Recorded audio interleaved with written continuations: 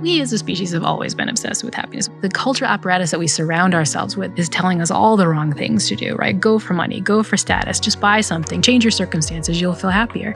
And what we know is like, those are wrong. We go after those things at the expense of social connection, time for rest. We kind of forego those great things in the service of stuff that's not going to make us feel good. I think of these strategies as almost like preventative mental health. So you can have your little a la carte snack list of different strategies you use to feel happier. And if you can manage to turn them into habits, to put them into effect, you'll wind up reaping the benefits. Are you a happier person now than when you started lecturing on this? Oh, for sure.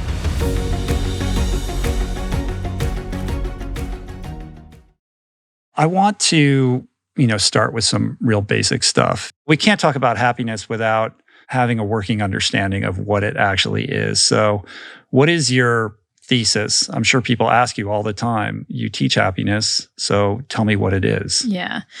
I use the very limited definition that lots of psychologists use. This comes from Sonia Lyubomirsky and her colleagues, right? The idea is you think about being happy in your life and with your life. There's sort of two parts of happiness. So being happy in your life is the fact that you experience lots of positive emotion, or a decent ratio of positive emotions to negative emotions. You have contentment and laughter and joy and these things. And you have a nice ratio of those with the normal negative stuff, anger, sadness, anxiety, overwhelm, whatever.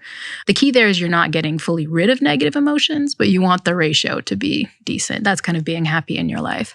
But being happy with your life is the fact that you think your life is going well. These are what's often called the kind of affective and the cognitive parts of happiness, how your life feels and how you think it's going.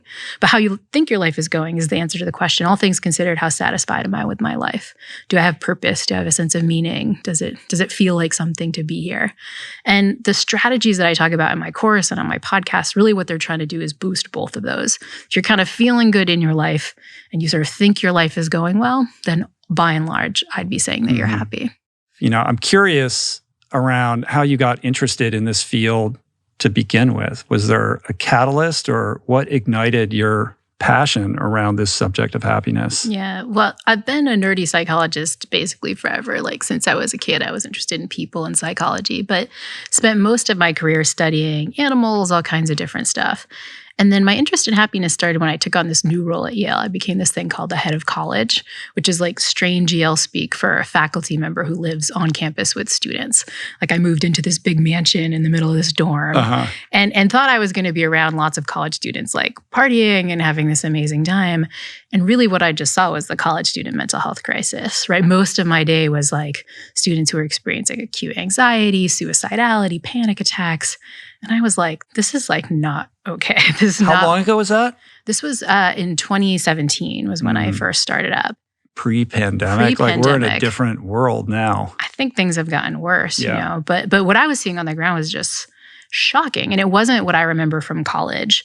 And it wasn't what you kind of hear in the media of a bunch of snowflakes. These were students having like acute crises. And so I got interested in the happiness work because I was like, somebody needs to do something to help these students. It started with me being, again, like a nerdy professor thinking, well, I'll make a new class, right? I'll develop a class where I teach students these strategies. And I didn't realize how much that would go viral, not just on campus, but lots of folks need these strategies. I remember it was national news. You were all over the place, like the most popular oversubscribed class at Yale. And I think, it was a couple things. One is like whenever Yale does anything, it makes the New York Times and national news and stuff. But I think it was striking for people to see that these students who are 19 at one of the best universities in the world, with their whole lives ahead of them, were suffering in the way that they were suffering. Like not just at Yale, but right now nationally, more than 60% of students report being so anxious that they can't function most days. More than 40% say they're depressed. More than 1 in 10 has seriously considered suicide in the last few months. And that was what I was kind of seeing. So I think it was a striking story for people to see like, wow, like young people are struggling way more than we thought. And by being head of college and cohabitating with all of them, you're the door that is, getting knocked on, right? So you're on the receiving end of a lot of these stories and tales of woe. No, I spent numerous weekends visiting students in psychiatric hospitals. I had lots of knocks on the door late at night where my husband and I were like, where are my glasses? I could walk downstairs to see what's going on. But it was Santos, you don't understand. Honestly, it was less the emergencies and more just the like low grade, painful hustle in ways that just like weren't making students happy. The kind of like deep anxiety about the future, just like mortgaging the fun and the sleep and the social connection they could have in college. It just felt like a really unhealthy situation. And again, it wasn't just Yale. The more I dug into it, I was like, this is just college student lives generally. That was my question, because it takes a lot to get into Yale. So by the time they arrive, they're well into their striver trajectory, right? Like they've been grinding for a long time. Yeah. And I think, there's aspects of being at Ivy League school that might be worse because they're kind of been in that grinding mode for so long. But I just think this is a generational thing. And the data really bear it out, right? You're starting to see seeds of this stuff in high school, even in middle school, with rates of depression and anxiety skyrocketing. And I just think we have so many people who are off track. Prior to creating the course, what were you teaching? Like, I take it that you weren't, like, happiness wasn't an area of expertise or specificity for you. Yeah, I was really interested in kind of how humans got to be the weird species that we are, both the strange, smart things that humans do, but also the strange, dumb things that humans do. I know you and I both are fans of Bob Sapolsky at Stanford, this primate researcher. And I'm a fan in part because I was a primate researcher. I studied this group of monkeys off the coast of Puerto Rico and tried to see how they made sense of the world. So now it's your gambit to like create this course, and you got to figure it out, right? So how do you piece that together and start to make sense of this very elusive topic? Yeah, well, one of the things I did was, stand on the shoulder of giants, right? There were lots of other faculty who maybe hadn't seen the same crisis in the same way I did, but were really interested in the science of happiness and had pulled together classes. I get a lot of mileage because I did this at Yale, but folks like Tal Ben-Shahir had offered a similar course at Harvard. There were courses all around the country that were looking at this. So I kind of pulled different folks' syllabus and kind of looked at the stuff I liked. I think the unique thing that I added in, though, is that I was also really worried about not just what we should do to be happy, but how we put that stuff into practice. Because I know from the show that like there's all these strategies and tips we can do to be more fit, to be healthier, to be happier, to strive more, whatever it is. But you can know all those things and not do any of that stuff. You can know all that stuff and lay on the couch every morning. There's a big gap between self-awareness and action. Yes. When it comes to this stuff. I take it from me as somebody who's sat across from many a happiness expert. It's like they walk out of the room, you're like, not sure. Do I actually then go do these things? This is a lingering question. Yeah. The nerds in social science like to call this bias the G.I. Joe fallacy. You're my age, so you probably remember G.I. Joe, the cartoon, G.I. Joe. They used to end the cartoon with this public service announcement where G.I. Joe would teach kids things like, don't talk to strangers or look both ways when you cross the street, the quaint problems of the 80s that you needed to teach kids about. But then at the end, the kid would say, thank you, G.I. Joe, now I know. And G.I. Joe would say, and knowing is half the battle. Go, G.I. Joe. There's tons of things I know that I don't put into effect and that you won't put into effect unless you have social support and the right habits and like a real commitment to these things. And so I think that's where my course is different. Everyone talks about it being a course about happiness, but the whole second half of the course is about, okay, now you know this stuff, but how do you put it into practice? How do you form the right habits? Right. The difference between knowing something and then acting on it is just like you said, like what got you interested in psychology? Like why do our brains lead us astray? It's like we know better and yet we do these things and we get into these loops and these patterns that we can't escape from. I mean, that is central to happiness, but central to, all facets of like trying to better ourselves. Yeah. This was the thing that the folks who were first interested in psychology, who weren't psychologists, right? The philosophers, the ancients, all the folks who thought about the human condition, this was the thing they were really worried about, right? Self-regulation. How do you get folks to do what they really want to do? Yeah. So this gap has been following us around for a long time. Is there science on, because there are people like, oh, I read that and now I'm doing it. It's not a leap, but for most people, it is a leap. Like, is there some understanding around what differentiates those two archetypes, like the person who can just kind of pivot right into action? Honestly, not great work. I mean, there are people who talk about it a lot. I know Gretchen Rubin, for example, another is a journalist, happiness expert. She talks about what she calls the lightning phenomena, which is like a lot of times behavior change is really hard, but then sometimes there's just this moment where you see some statistic or you hear something bad or you have a health diagnosis and you're like, boom, that's it. I'm changing my behavior. And then, like a lightning bolt, everything has changed.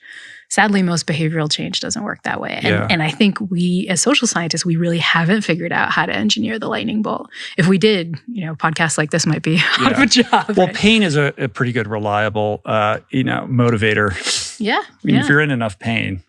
Maybe for a while, but then you get out of pain. You develop a capacity for willingness that, you can't conjure willingness. Yeah. So how you get folks to be motivated, how you turn something into a habit. I mean, honestly, the best strategies we have now were the same ones that folks like Aristotle back in the day came up with, right? You do it repeatedly, so you become a person who does these kinds of things. You kind of fake it till you make it. You get social support, right? The best strategies we have in social science for getting people to do stuff are the ones that the philosophers thought of thousands of years ago. Yeah. Are there not different types of happiness? I mean, there's hedonic happiness, there's eudaimonic happiness. Is hedonic happiness actually happiness, or is that something different? Like, how do you think about that? Yeah, there's so many different definitions of happiness. I try to squish them into this definition that the social scientists use. So often the way I think about more hedonic happiness, that's the kind of in-your-life happiness, right? That's like things are going well, I'm experiencing joy, I'm savoring stuff, right? I think it's not the pure way that hedonists thought about it, because if you just had like, deep pleasure all the time, it would stop being good, right? Well, you wouldn't be happy in your life ultimately. Correct. Yes. So you need them. Or with your life. I can't. What is the distinction? Both. I think, if I was just going for pure hedonic pleasure, like hot fudge sundaes and sex and, days on the beach or whatever, and that was it, eventually I would get bored with that, right? This is a phenomenon of getting used to stuff, what's called hedonic adaptation. Even the best things in life over and over stop being so good. So it wouldn't really make me happy in my life. And it probably wouldn't make me happy with my life. You and I, because we do what we do, tend to run in these circles where we meet lots of rich folks, lots of folks who have the privilege and the money to have every hedonic pleasure. By and large, my experience with those folks is they are not happy, like, with their life. Well, this is the world capital of that. I mean, we live in, this is Los Angeles, Plenty of those people cruising around here. So I'm very familiar with that. But I think part of what leads them to that place is a fundamental misunderstanding of happiness. It goes back to the self-awareness thing. Like, we know, and we've read in so many books and heard so many people say that the things that drive happiness are human connection and having a purpose and, having some sense of meaning in how you show up in your life and, all these things that you talk about that we're going to get to. And yet we still delude ourselves into thinking that the happiness that eludes us is just around the bend of the promotion or the new car, or when you get the new house, or just name whatever your poison is. And for some reason, we believe that we are the sole exception to the rule. And no matter, it's like in AA, they say, the persistence of this delusion is astonishing. Like, it's so resilient, this idea that the things that we chase in modern society will purchase happiness for us, even though time and time again, they don't, and we don't learn our lesson. Yeah. Like, what is going on with that? Human minds are stupid, man. I mean, human minds are stupid. My mind is stupid, right? I know all this research, right? I can quote you this specific paper in the journal that these findings are in. But for me, it's like, like, cool new opportunity. Maybe I'll make some money. It's like, oh, how sexy. Or like, let me just get some emails done rather than like chat with my husband over dinner. Like, we just have these biases to go after stuff that we strongly believe, at least intuitively, like our deep intuitions are that this will make us feel good, this will make us happy, this will make life better. And it just doesn't. The specific things that we go after are what a lot of folks call the arrival fallacy. One of the big ones that we mess up is, if I could just get to this thing, if I could just get to the promotion, just earn $1 million, just find the right partner, when I arrive there, I'll be happy. But this is the arrival fallacy. It's like the happily ever after fallacy. And that's one thing we get wrong, right? Which is, there's never a moment where you're like, okay, one and done, like I can be happy now and just exist in happiness. My colleague Dan Gilbert at Harvard is fond of saying that happily ever after only works if you have 3 more minutes to live. Like, it's just not how happiness works. But we often think it is. And we often really think that the stuff like money, fame, all these things, we think that that's going to get us there. And we go after those things at the expense of all the stuff you just listed: social connection, time for rest, hard problems that give us meaning, but that we might, not get to in the end, right? These are the things that are really ultimately going to make life worth living. But we kind of forego those great things in the service of stuff that's not going to make us feel good. I'm curious, or I wonder whether what we think of as happiness when we chase these things is, in point of fact, the alleviation of fear or doubt. Like, it's not that we're imagining some blissful, permanent state of well-being if we achieve these things or get to these certain places, but that we won't have to worry about stuff that we worry about now, that we will eradicate some level of uncertainty and we no longer need to be afraid and we won't have to work as hard. I bang on about this all the time, so I apologize to the audience, but I had this psychiatrist, Phil Stutz. Do you know who Phil Stutz is on the show? He's a wonderful man, and he has this working idea, this working theory, because he treats all these people in Hollywood who are like rich and powerful and just, miserable, right? And he said, this sort of shared strain between all of these people is that they are in denial of three fundamental truths of life, which are pain, uncertainty, and the need for constant work. Mm-hmm. And in the context of happiness, on some level, it seems resonant. Like, we're chasing these things because we don't like these ideas of pain, uncertainty, and having to continually work on things. And if we just get to this place, then we can take a breath. Yeah. And we associate that with happiness. And I guess there's some veneer of happiness with that, but it's a little bit of a different thing. Yeah, and I think we're really bad at making effective, accurate predictions about like how much pain we're going to have in different situations, right? Take money. I think this is one that people get wrong all the time, right? Just walk in when the Powerball gets high and people are like, oh my gosh, when I win this $800 million, everything's going to be great. And I think if you talk to someone with $800 million, they'll be like, oh man, no, you got to worry about the taxes and everyone comes out of the woodwork to get money from you. And where are you going to park your yacht? It's a huge pain in the butt to figure out where you're going to put your yacht, et cetera, et cetera. It's like when we simulate these positive futures, we just get it wrong, right? We kind of miss out on the stuff that's really going to matter. That's true for the good things in life. Interestingly, it's also true for the bad things in life, right?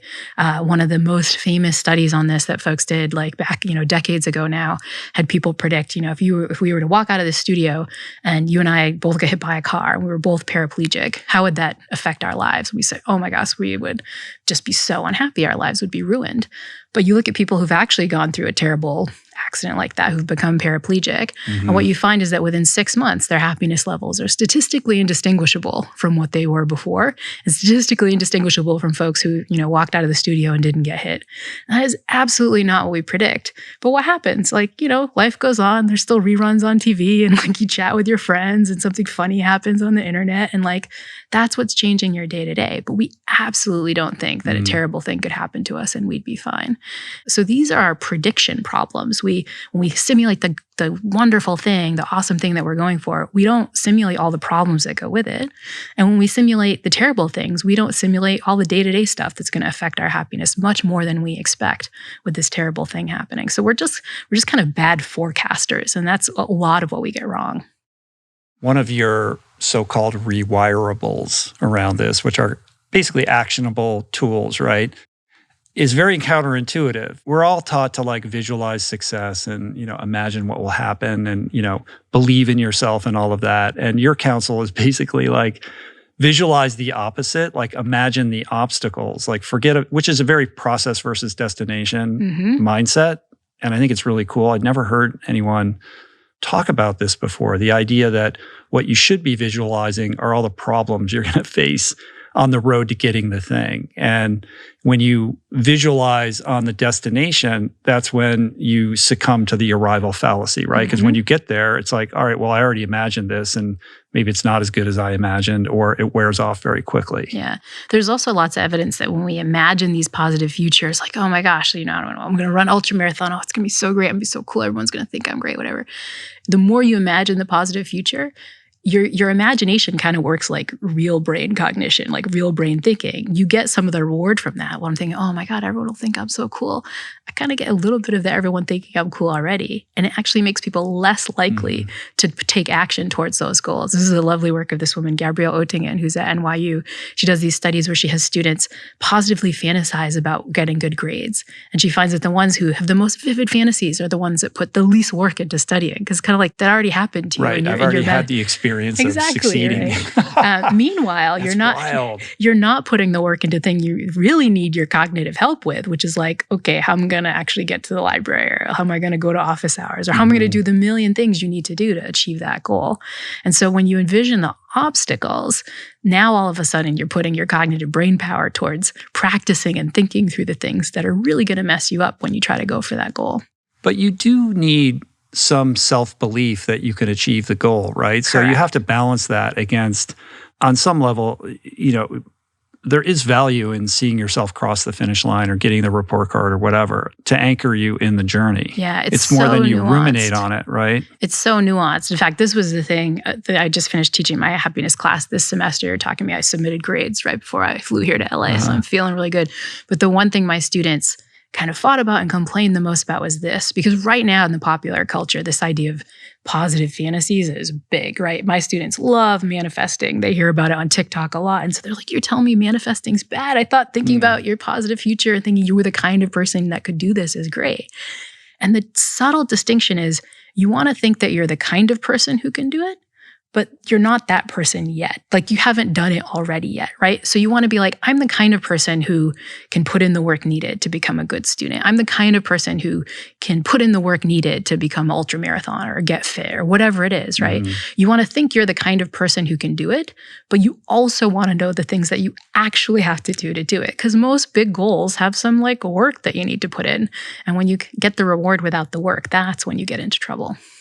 Yeah, so by focusing on the obstacles with some anchor of self-belief that you are going to be able to solve the problems and like navigate through the minefield is very valuable, but it's distinct from maybe what some people misunderstand it to be, which would be like an attitude of dread around this or a victim mentality. Everything's terrible. There's all these problems. It's going to take forever. I'm never going to make it. And why even try? Yeah. Like those are two different things. Yeah. And the best thing in Gabrielle Oettingen's work is not just imagine the obstacles, but imagine the if-then plan you would take to get through the obstacles.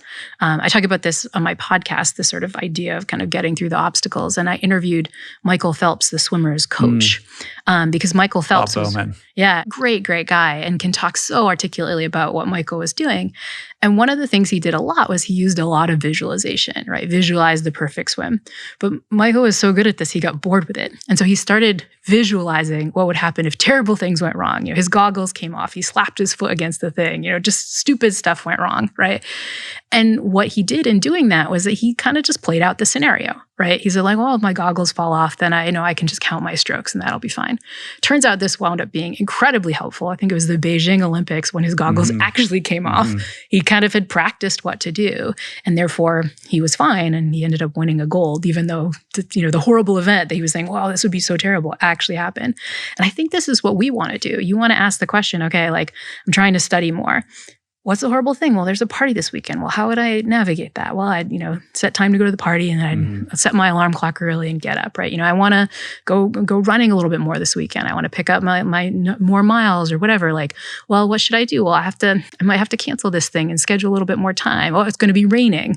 I got to get myself to the gym because I will want to do on the treadmill. But you're just going through the scenarios and coming up with a plan. So it's not this victim mindset. It's not like, oh, it's just going to be so hard. You're like, oh, there's an obstacle. But I can overcome that obstacle. And I've already thought through how to do it. I've kind of given myself some practice. The distinctive quality in that is resilience, is it not? Like the ability to adapt when things aren't going your way without getting completely derailed by it, right? So in the athletic context, when you've visualized the perfect race and something slightly is amiss or doesn't go as you imagined it, you collapse and fall apart. Yeah. Versus being able to roll with whatever life throws at you. Yeah. And it's also the practice that we can do inside our heads. I mean, this is a wonderful feature of the human mind, right? Is that we can just experience things happening to us in our head, right? I don't have to go through the morning where my alarm clock goes off and I don't want to run because I can practice that in my head and I can walk through here's what I will do to do that better. There's just some amazing cognitive science work on the power of mental practice. One of my favorite studies that I tell my students about nerdily is, I think this is a work by Carey Morewedge at Boston University. He does this study where he either has people imagine eating M&Ms one by one slowly, or slowly putting quarters into a vending machine over and over again. And then at the end of imagining this, you just give people a big bowl of M&Ms. What do you find? The people who imagined eating the M&Ms, they're like, oh God, I don't want any more M&Ms. I'm good. Oh, that's so interesting. I don't need any more. Whereas the people who imagine the quarters, it's oh, M&Ms, I'll have some, right? When we practice something in our heads, there's something in our brain that's a little bit confused about whether that's happened already. And when we get to mental practice in the fitness domain or in the health domain or in the happiness strategy domain, what it means is when you practice it in your head, you're building that habit up, even though you haven't had to do that in real life yet. And that can be great. That means your time, stuck in traffic on your commute to work, the rumination that you have in bed at night of, oh, am I going to be able to get through this? You can harness that for good. You can practice the thing that you're worried is going to be hard, and you'll get the benefit of that practice, when you wake up or in real life later on. That's the positive side of the coin. If you flip it over, the other version, the negative version of that is the person who talks all the time about the thing they're going to do, and then never ends up doing it because their brain has already been satisfied by whatever it's seeking, right? So what's going on in the brain, dopaminergically or neurologically, that what is the signaling that's occurring? I think the key is if you just sit there with the reward and that's it, and you stop there, right? You kind of, oh, it would be so great if I did this. I'd be so proud of myself. You kind of dust it off and you're done. That means you get the reward without doing the practice, without kind of getting the information. When you start to simulate and ask, okay, well, what would I need to do that? What are the obstacles that are going to come up? Oh, I like to sleep in, or it's going to be cold out, or whatever, strategy you need to think of, whatever obstacle that's there. Now, all of a sudden, your brain goes into planning mode. Rather than just sitting with your reward areas firing, be oh my gosh, this would be so awesome. Now you're kicking into the planning parts of your brain. Your frontal lobe's kicking in, is trying to think through different scenarios and come up with these answers for you. And that means you get the answers before you have to be in the situation that's doing it. And so I think you switched from just kind of sitting there and enjoying what you already accomplished, which you didn't accomplish yet, to turning on those planning parts of your mind and your brain that can actually help you get through in a much more successful way later on. While we're on the topic of misconceptions around happiness, another one that occurs to me is the way in which we're wired to believe that comfort and convenience and expediency and all of these things, luxury, are essential in this equation, happiness, when we know that actually it's discomfort and getting out of your comfort zone and pushing yourself and getting up when you set the alarm or whatever habit or practice it is, that as uncomfortable and as miserable as they feel when we're doing them, leads to that resilience and ultimately a sense of greater self-esteem. These are seedlings that blossom into a more lasting and low grade maybe, but sense of well-being that has to be part of happiness, yes? Yeah, for sure. And I think we get it wrong in two ways, right? One is we assume that, if we get to the comforts, that those comforts are going to last, right? And what we forget is that we get used to stuff. That, again, the best thing in life could happen to you. And it's awesome when it first happens, but it gets boring over time. I think this is one of the reasons that people with just enormous privilege, the rich folks that were living around here, hanging out here in LA with us, that they don't kind of enjoy the great things that are happening to them because they're used to it. You fly in first class the first time, you're like, oh my God, I get a free drink. The seat's so nice, whatever. You fly in first class for the 15th time, the 50th time. It's just how you fly, right? The comforts that we bring to ourselves stop being comforting the more we have them over time. In contrast, the hard work we have to put in, the little bit of struggle, it does two things, right? One is that we kind of don't get hurt by it as much as we think because we get used to that too, right? When you're starting a new fitness program, my husband talks about this. He was a college swimmer and he remembers when the swimming season started and you do the first workout and you're so tired and you're like, I cannot do this every day for the next semester. Then 2 weeks into it, you're like, oh yeah, that's just a workout, right? We forget that we're going to get used to the hard stuff too, right? So we start off being really scared by the hard stuff. We start off being really scared about getting out of our comfort zone. But then once you jump into it, it's just like it becomes easier over time. And so this idea that we get used to stuff, this kind of concept of hedonic adaptation, we kind of adapt to stuff in the world, we forget that it causes us not to get as much happiness out of the comfort stuff because we're going to get used to the good stuff. It'll stop being as good over time. And the bad stuff won't be as bad over time because we'll sort of get used to it, right? The non-hedonic adaptation. Is there a term for that? Well, it's like researchers call this kind of their affective forecasting bias is one of the things we call it. What's often called the impact bias, that the impact of whatever it is, both in terms of its kind of magnitude of how good or how bad something is, and also its duration, it just doesn't impact us as much as we think. A tangent of this hedonic adaptation, I'm just imagining like the super wealthy guy driving around LA in the fancy car, is that person's attention, or my attention, I'll speak for myself, I'm not immune from this, immediately goes towards comparison because there's always somebody who's more successful, more powerful, more wealthy, better looking, fitter, you name it, right? Why do our brains deal with hedonic adaptation by immediately going there? Yeah. Well, this is just a really remarkably common feature of our brain, right? You and I are talking in this studio, you got these great lights. There's a podcaster I'm so jealous of. But when we walk out of this really bright space into the rest of the studio, we'll be like, oh man, I didn't even realize when I was sitting talking to Rich that it was really bright. But when I walk out, everything will look kind of dark, right? Our brains are always processing things in this relative way. I'm not processing how much objective light is here. I just kind of get used to the amount of light here. And then when I walk outside, now all of a sudden it's brighter, or it's darker, or something like that. That's our visual system getting used to stuff. But the fact that we get used to stuff, that we think in terms of these relative things over time, rather than what objectively is going on, that's just a general feature of how our mind works for everything. So nobody thinks of their salary as being objectively good or objectively bad. If you think of how your salary is going, you just think immediately in terms of well, what is the guy next to me in the office making? Or and who that is the guy comparison is very much a function of proximity. Oh, yeah.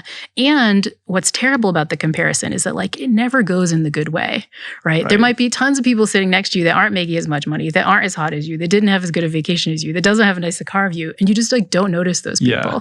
This is what happens in LA, right? I mean, even driving here, and again, I fall prey to this stuff too, driving here.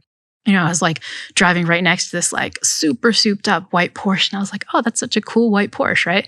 I'm noticing the car that's crappier than my rental car, but I didn't notice the hundreds, maybe thousands of other cars on the streets of LA that just were unremarkable and weren't as good. It's fun and easy to, poke at the billionaire who's all bent out of shape because there's another guy at the cocktail party that has, $1 billion more than him.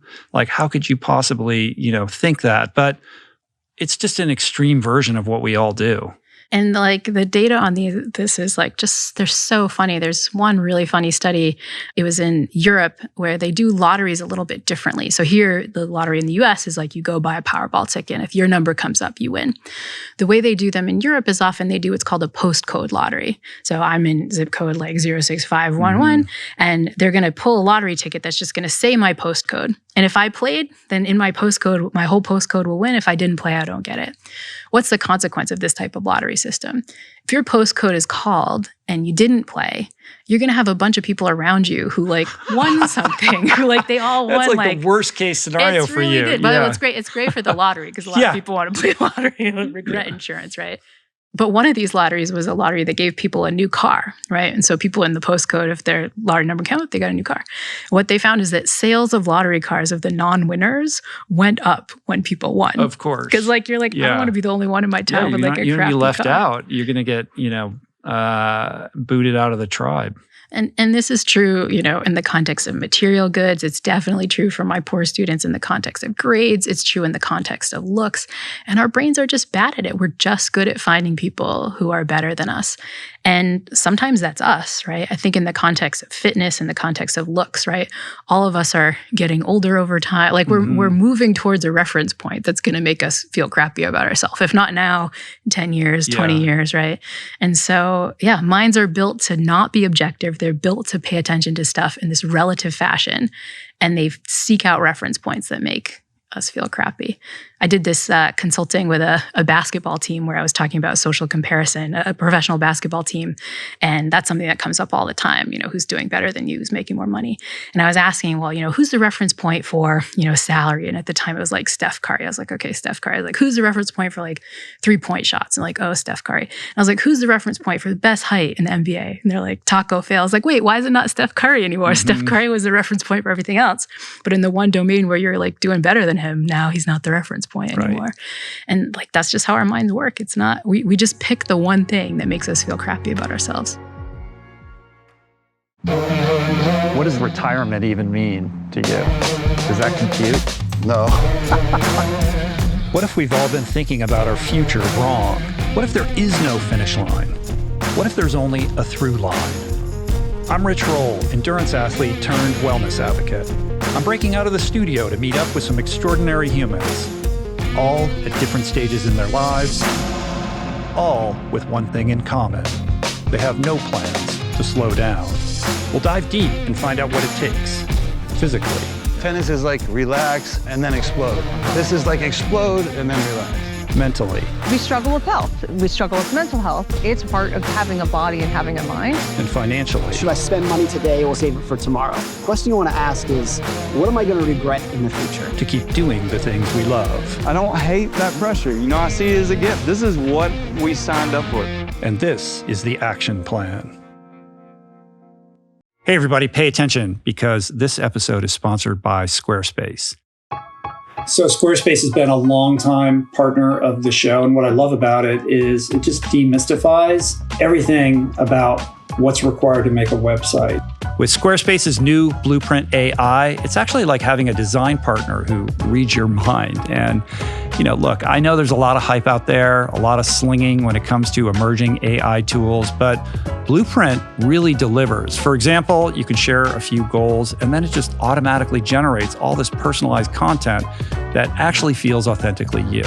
And for tech challenge creators like myself, they've got this drag and drop editing feature that makes the whole process surprisingly intuitive.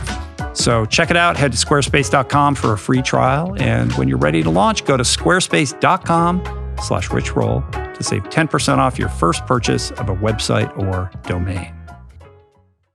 Movement has shaped my life. It's a teacher, it's a mirror into the soul, and it's a path that not only connects you more deeply with yourself, but also with others and the world we share. All paths require tools, and those tools matter. That's why I've partnered with On, a brand that honors this movement path with premium sportswear to support it. Everything that On makes is next level in design, clean, and always with function top of mind, lightweight, breathable, and built to adapt. It's gear that disappears on the body, so you can fully drop into the experience of movement. Head to on.com/richroll to explore their performance-driven collection.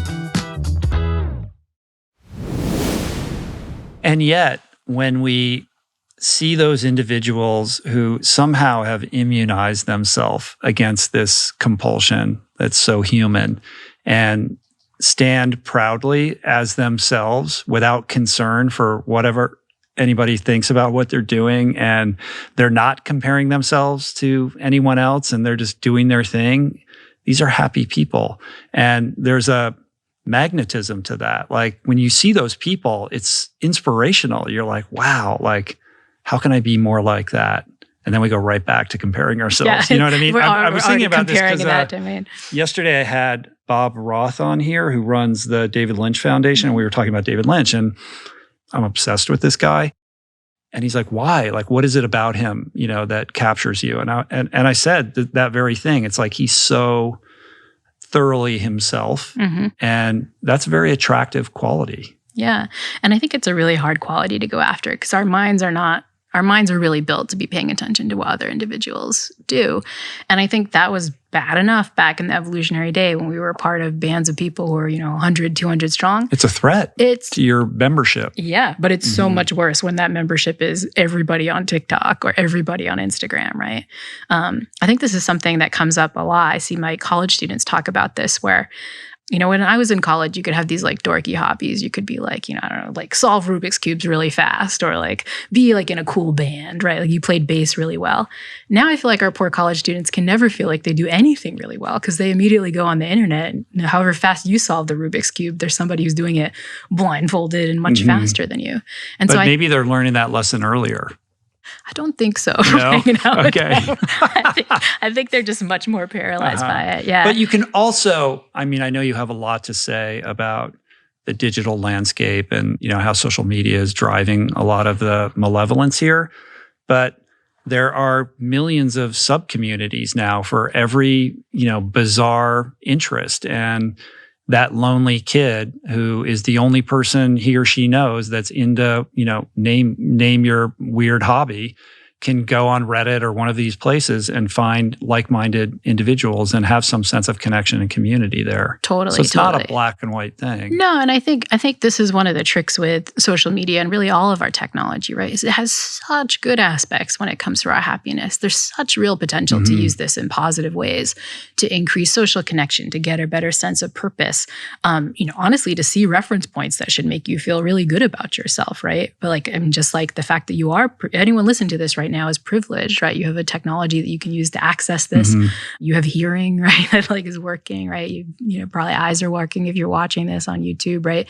Those are incredible privileges that we can look to other people to feel good about, to remember that wasn't a given in life, right? And so the point is that we can use technology in all these positive ways when it comes to our happiness. The problem is that we tend not to use it in those positive ways. And I think sometimes the technologies themselves are set up with algorithms that are set up to kind of lead us towards the not so good ways of using technologies. You have a rewirable around this as well, though. Like the idea the solution to this comparison problem in terms of actions that you can take is to use this, what do you call it? The bronze? Yeah, the bronze medalist. Which the joke is you have this idea of look for the silver lining, and the joke is you look for the bronze lining. And this actually comes from a sports domain too. One of the most famous studies of social comparison in the field of psychology was a study of Olympic medalists, looking at the emotions they show on the stand. And what you find is that gold medalists, best in their sport, are showing really strong positive emotions. But the silver medalists aren't just showing slightly less positive emotions. They're showing incredibly negative emotions. Their facial expressions show things like contempt, deep sadness, anger, and these kinds of things. And that's because of social comparison, right? You were so close to being the best in the world and you're not. And rather than feeling like you beat billions of people in your sport, which you did, you find very salient. You're haunted by the one person, right? That's a silver medalist. And the reason why it's the kind of bronze lining that matters is that if you look at the bronze medalist, you might think that they're even more contemptuous, more angry than the silver medalist. But no, because the bronze medalist's reference point isn't gold. They were multiple seconds or multiple whatever it was in their sport away from that. Their salient reference point is if I was just a teeny tiny bit slower, I wouldn't be up here. I'd be going home empty-handed. And so it turns out that the bronze medalists in some cases in these studies are actually happier than the gold medalists. They're showing incredible elation because they're oh my gosh. And this is why I like finding the bronze lining instead of the silver lining. Because again, for any trait you care about, there are people who are doing a lot worse than you, right? And if they're not doing a lot worse than you on that particular trait you're looking at, just broaden your horizon a little bit to be again, if you're watching this or listening to this right now, you have hearing in a way that not everybody on the planet has. You have the privilege of owning this technology, which not everybody has. You have your phone that didn't break 10 minutes ago, right? Which it could have done, right? When we kind of take a broader perspective, we can use our social comparison to realize we're actually doing pretty good. How do you give more than lip service to that, though? Because it's yeah. Yeah, I can hear, I can see, fine. I know what you're saying, but the but. Yeah. Well, like all things, you got to do the strategy. But here's the strategy that I love. And it comes both from what we were talking about before in terms of using our imagination in positive ways. And it gets back to the ancients. This was a technique that the ancient Stoics talked about. They called it negative visualization. But here's how it goes. when I leave the studio right now, I'm going to get hit by a car. I'm going to lose the use of my legs. My phone's going to be dead, and I'm not going to be able to find my next appointment because I don't have a phone anymore. Something terrible is going to happen to my husband, and I'm going to get a horrible phone call, like, knock on wood that's not going to happen. That took me 30 seconds. Instantly, I'm much more grateful for my phone, much more grateful for my legs. I'm going to call my husband when I get out of this and be like, I didn't curse, something terrible didn't happen to you, right, honey? Are you okay? That's negative visualization. The Stoics thought that you should start every morning being like, I was exiled. I will lose my health. I will lose my house. I will lose my money. And you take a deep breath and you say, hey, that didn't happen. Now, all of a sudden, you're a little bit more kind of grateful for those things. I do this negative visualization exercise in my talks lately. I've been doing a lot of work on parenting and talking to parents about happiness. And I say, let's do a quick negative visualization. The last time you saw your kids, that was the last time you're ever going to see them. They're gone. Never going to see them again. My guess is the next time, even people listening see their kids or hug them, you're going to hug them a little bit. That's the power of imagination. It doesn't take us long to get to a reference point of we don't have the good things that we have in our lives. We just have to take a practice to do that, to recognize that a little bit more. We all know people in our lives, though, that see the world through a very negative lens. Like, nothing's ever going to work out. Like, I'm worthless. It's only a matter of time before I get fired, and then I'm going to be homeless, and I'm going to be starving on the street, and I'm just going to die. I know a lot of these people. Yeah. So the key is that the what Stoics, you just shared isn't quite it's a different thing, but notice to the share Stoics that tool didn't for those say people, you do this all day into the evening, 2:00 in the morning. They said just do it really quickly and realize you can shut it off. I get that for the normal person, but what is the antidote for somebody who's really caught up in this looping negative pattern of the mind that then translates into how they show up in the world? And then they do manifest negative outcomes in their life because they're walking through life, staring at their feet and expecting everything to go terribly wrong, and kind of on some level are co-creating that real world experience. Well, I think there's two strategies. One is a strategy just to shift your attention to the positive stuff. And this is what comes out of a gratitude practice. I feel like this is kind of in the common ether about people talking about the power of gratitude, right? Just taking a moment to notice the good stuff, even the little good stuff. The reason this is powerful is that it trains our attention to do the opposite of what we naturally do. We're naturally built to have this negativity bias where we're noticing, oh, my car's not good enough, or that bad thing happened. There's so much traffic today. The weather's so crummy in LA today, which, by the way, the weather is kind of crummy. It's been terrible. It's been really crummy. Yeah, believe me, I'm all upset about it. But keep going. rather than the temperature is actually quite pleasant. It's not, and it's been raining and we need rain and it's beautiful and the hills are alive and green. Exactly. Yeah, no, just so beautiful out. But this is where our brain normally goes, negativity bias. Oh, the weather's so crummy. Rather than, my God, we needed rain. This is great. This is going to protect LA from all the yucky stuff that happens here, right? And so this is the practice of gratitude, right? You're training your attention, which normally just gloms on to the bad stuff, to find the good things. Sometimes when I talk to people, they find gratitude to be hard, or you really have to be grateful, or it feels cheesy.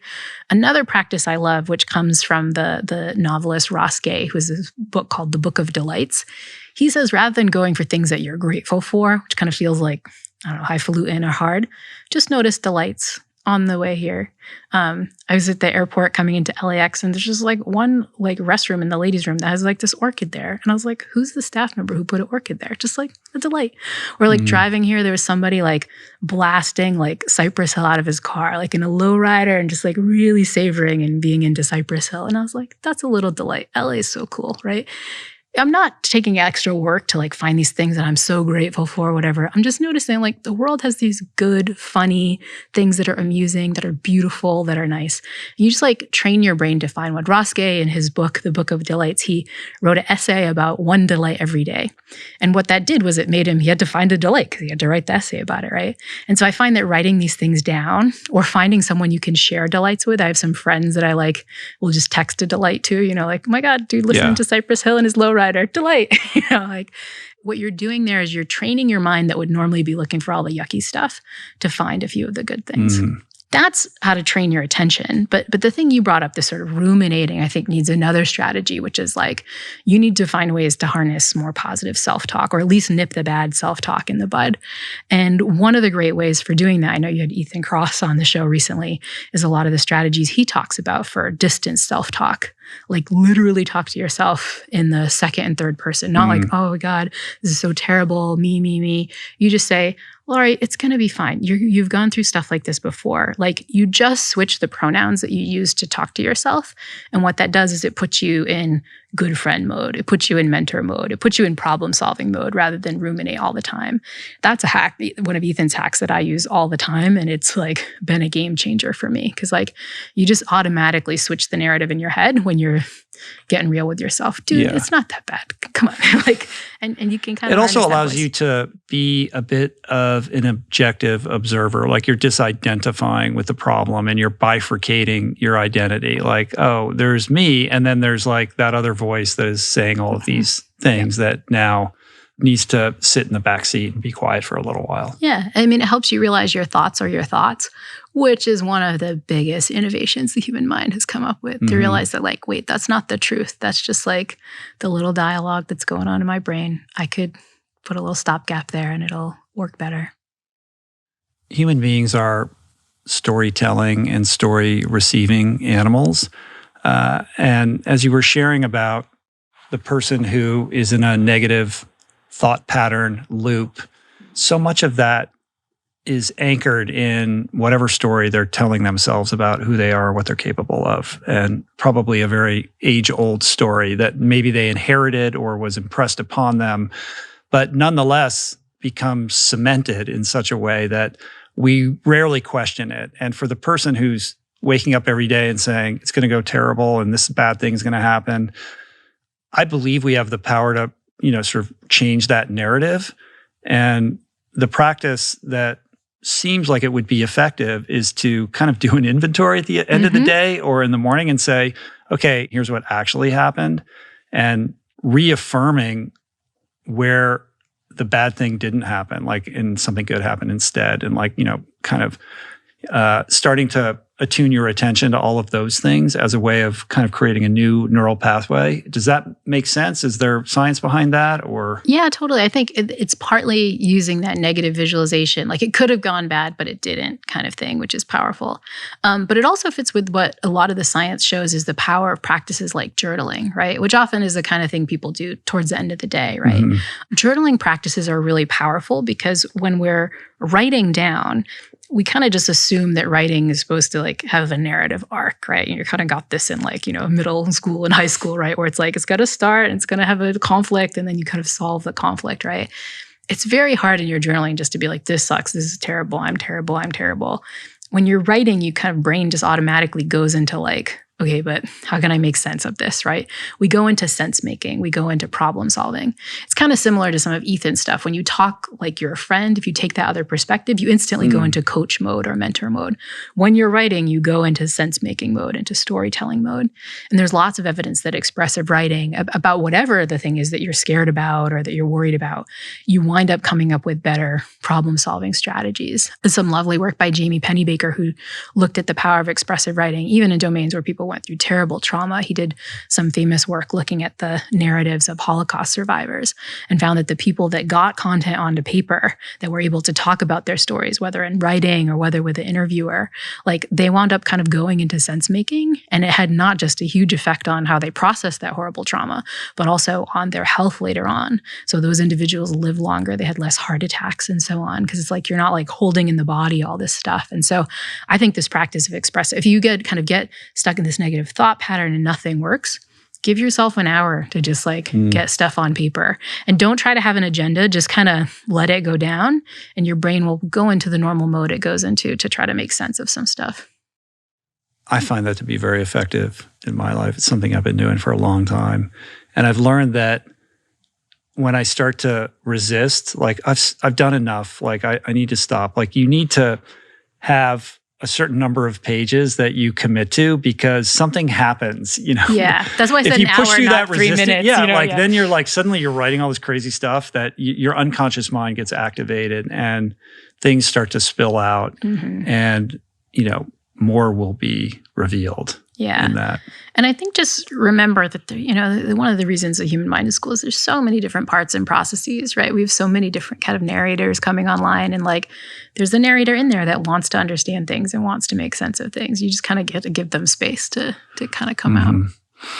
All those voices just wanting to be loved and heard. Wanting to help. Everybody, all the voices want us to be happy, I think. Another way in which our intuition leads us astray with this idea of happiness is that it is very much rooted in circumstance. So talk a little bit about that. Yeah. I think we assume, if we were putting together a big ingredient list of what we need for a happy life, we would assume maybe like, some genetics, you want some like genes to be happier, but you would also want to have great circumstances. You wouldn't want a life with a lot of conflict, a lot of kind of problems. You'd want life with perfect circumstances. You get into the perfect college if you're like, the students I work with, or you lots of money or great things happen to you. Everything goes your way. Your flight never gets canceled. There's no traffic. You just want the circumstances to be perfect. But it turns out that circumstances have much less of an effect on our happiness than we think, for a couple reasons, right? One, when you have good circumstances over and over again, you don't keep noticing that they're good, you just get used to them. The other is if you have bad circumstances, right? You become paraplegic, you have a horrible accident. Quickly you get used to that bad thing too, and it doesn't continue to affect you as much as you think. And so oftentimes we're much better off not trying to change our circumstances, getting richer, changing where we live, but then changing our behaviors and our mindsets, because those things are going to matter more, right? Getting more social connection, getting out and moving your body, stopping that negative self-talk, finding the delights. Those kinds of things are just intervention-wise going to have a much bigger impact on your happiness than changing your circumstances. It's also the case that changing your circumstances for a lot of circumstances is like hard, right? Like you could do it. Yeah. It often takes it, you can earn more money, but that's like much more of a pain than engaging in a journaling practice every night or like writing down a few delights every week. It is a difficult thing though, because if you're somebody who came up from very difficult circumstances, or your life is one in which it's difficult just by dint of, where you find yourself, it's hard to claw out of that. It's like, you don't want to be dismissive of that if somebody's like, who's unhappy, but they're caught in something that they can't claw out of. The circumstances I'm talking about are not like you're in a refugee situation or you've been put in an El Salvadorian prison, or although bracketed, what we know is people who are in those horrible situations sometimes find a lot of purpose, a lot of social connection, a lot of happiness, right? But if those are the circumstances that you're listening right now and you're like, that's the situation I'm in, that's not what I mean. What I mean is for the person who has food on the table, who has a roof over their head, who's not in a terrible war zone or terrible trauma. I'm talking about the person who's like, if I could only make $10,000 more a year, I'd be so much happier. Or, I just need to move to a better neighborhood. I need a better phone or car. Those are the circumstantial changes I'm talking about. And the sad thing is like changing those things are just not going to impact your happiness in the way you think. This is similar when we were talking about money and happiness before, and we said like, money doesn't buy happiness. That's not entirely true. Money does buy happiness if you don't have any, right? If you can't put a roof over your head, you don't have food on the table. Yes, getting more money will allow you the basic needs you need to like be a little bit happier. It's just that after a certain point, once you get those basic needs, more money doesn't impact your happiness like you think. What are the questions that you ask the person who comes to you, Lori, and says, I've done everything right. I checked all the boxes. I went to the schools. I got the job. I worked hard. I, got married. I had the 2 kids, and, I've done everything and I succeeded. Like I kind of have it all. And I'm not necessarily unhappy, but I can't say that I'm happy either. I know that there is a greater happiness available to me. I just don't know what to do or how to get it. Yeah. Well, first I would start by asking questions about their behaviors. You have this perfect job and all this stuff. What's your social connection like? Maybe not perfect, but like good. Reasonable, yeah. What's your social connection like, right? Are you putting time into the connections that matter? Are you putting time into doing good in the world? One of the things we know is that treating ourselves just doesn't make us as happy as treating other people, right? I might ask about like simple physical habits. Are you moving your body? Are you getting sleep? Or is all that at the expense of doing this other stuff that you talked about? And then I would ask about kind of how you think about emotions, right? Are you trying to get positive emotion, right? Do you get positive emotions we don't often think about? Sense of wonder, sense of awe, humor, those kinds of things. And I might even ask, like, how are you engaging with your strengths? Like, what are the things that you find purpose in and value? And are you doing that stuff, right? I'd really kind of ask in detail about people's thought patterns and their behaviors, because often that's the trick, right? That's what people aren't investing in. And I see this even in again, in my Yale students, right? Who have every privilege. I think they fall a lot into the category you're talking about. Like, I got into the perfect school, I'm, young and healthy and all that. And my future's so bright. Why am I so miserable? And it's often because those are the same students who are mortgaging their social connection, filled with thought patterns of just like such anxiety about the future, not sleeping, right? They're kind of doing the stuff that we know kind of will negatively affect your happiness in the service of trying to go after this stuff that probably won't impact their happiness as much as they think. Yeah.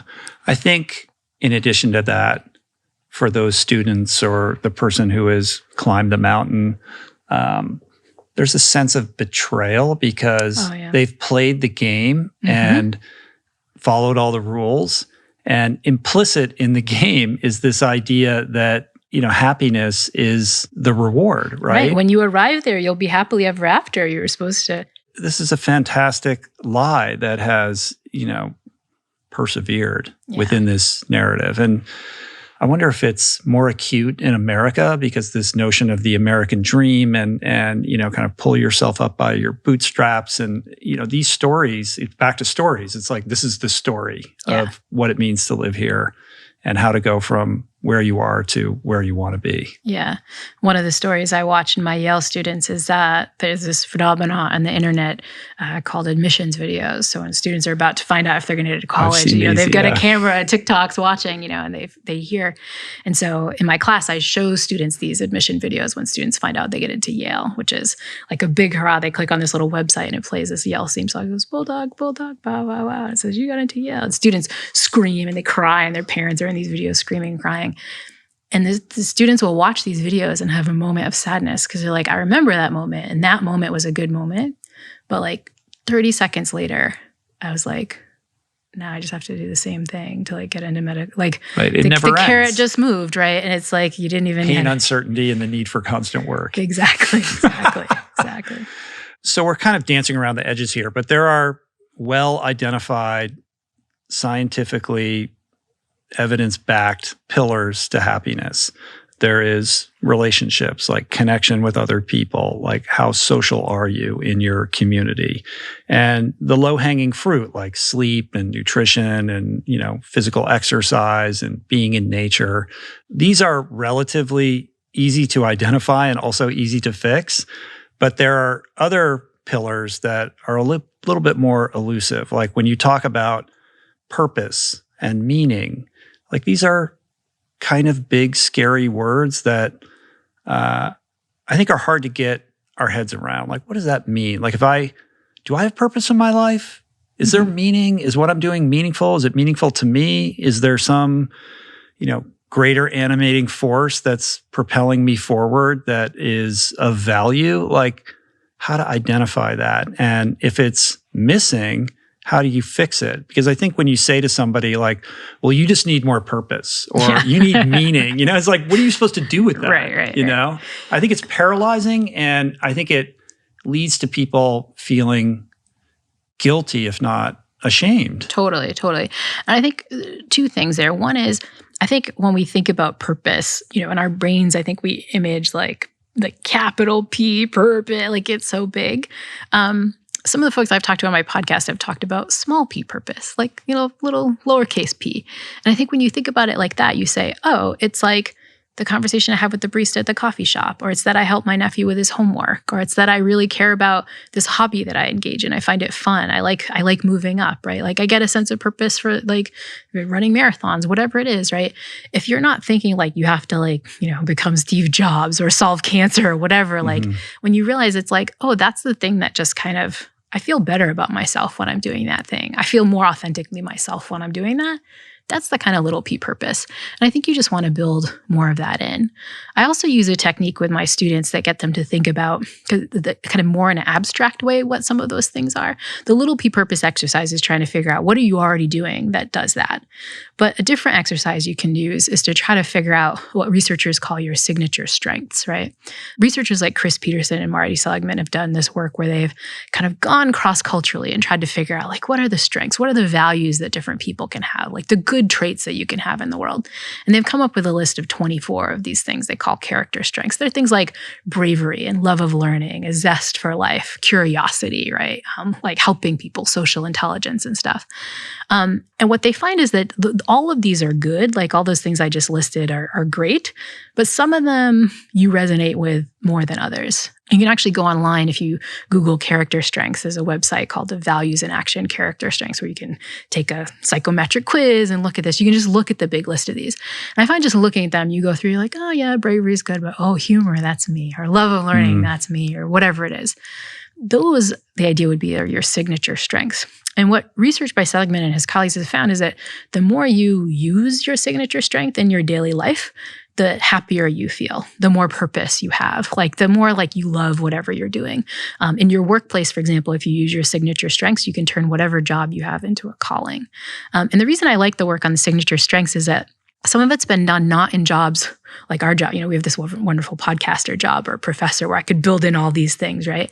A lot of the most creative work on signature strengths is done in domains where folks have jobs that are like very constrained. This woman, Amy Rosensky, who's at the University of Pennsylvania, looks at strengths in hospital janitorial staff workers. So these are people who are like, washing the linen for people who are sick or, mopping the floors. Like you don't think they could bring in like bravery or curiosity or prudence or whatever it is, right? But what she finds is that between like a quarter to a third of janitorial staff workers say they love their job. They're, they have to work, to earn an income, but they would do it even if they hit the lottery because they love what they do. And those are the ones who are naturally infusing their strengths into their job. As she tells on my podcast, she told these lovely stories. She had a story of a janitorial staff worker who worked in a chemotherapy ward. And so if you're listening right now and you had chemotherapy or know someone who does, people get sick, right? So a bad thing about this treatment is people tend to vomit. So a lot of this dude's job was cleaning up vomit. Wow. But he said, that's not my job. My job is, my strengths are humor and social intelligence. My job is to make that person laugh. That person's having a crummy day.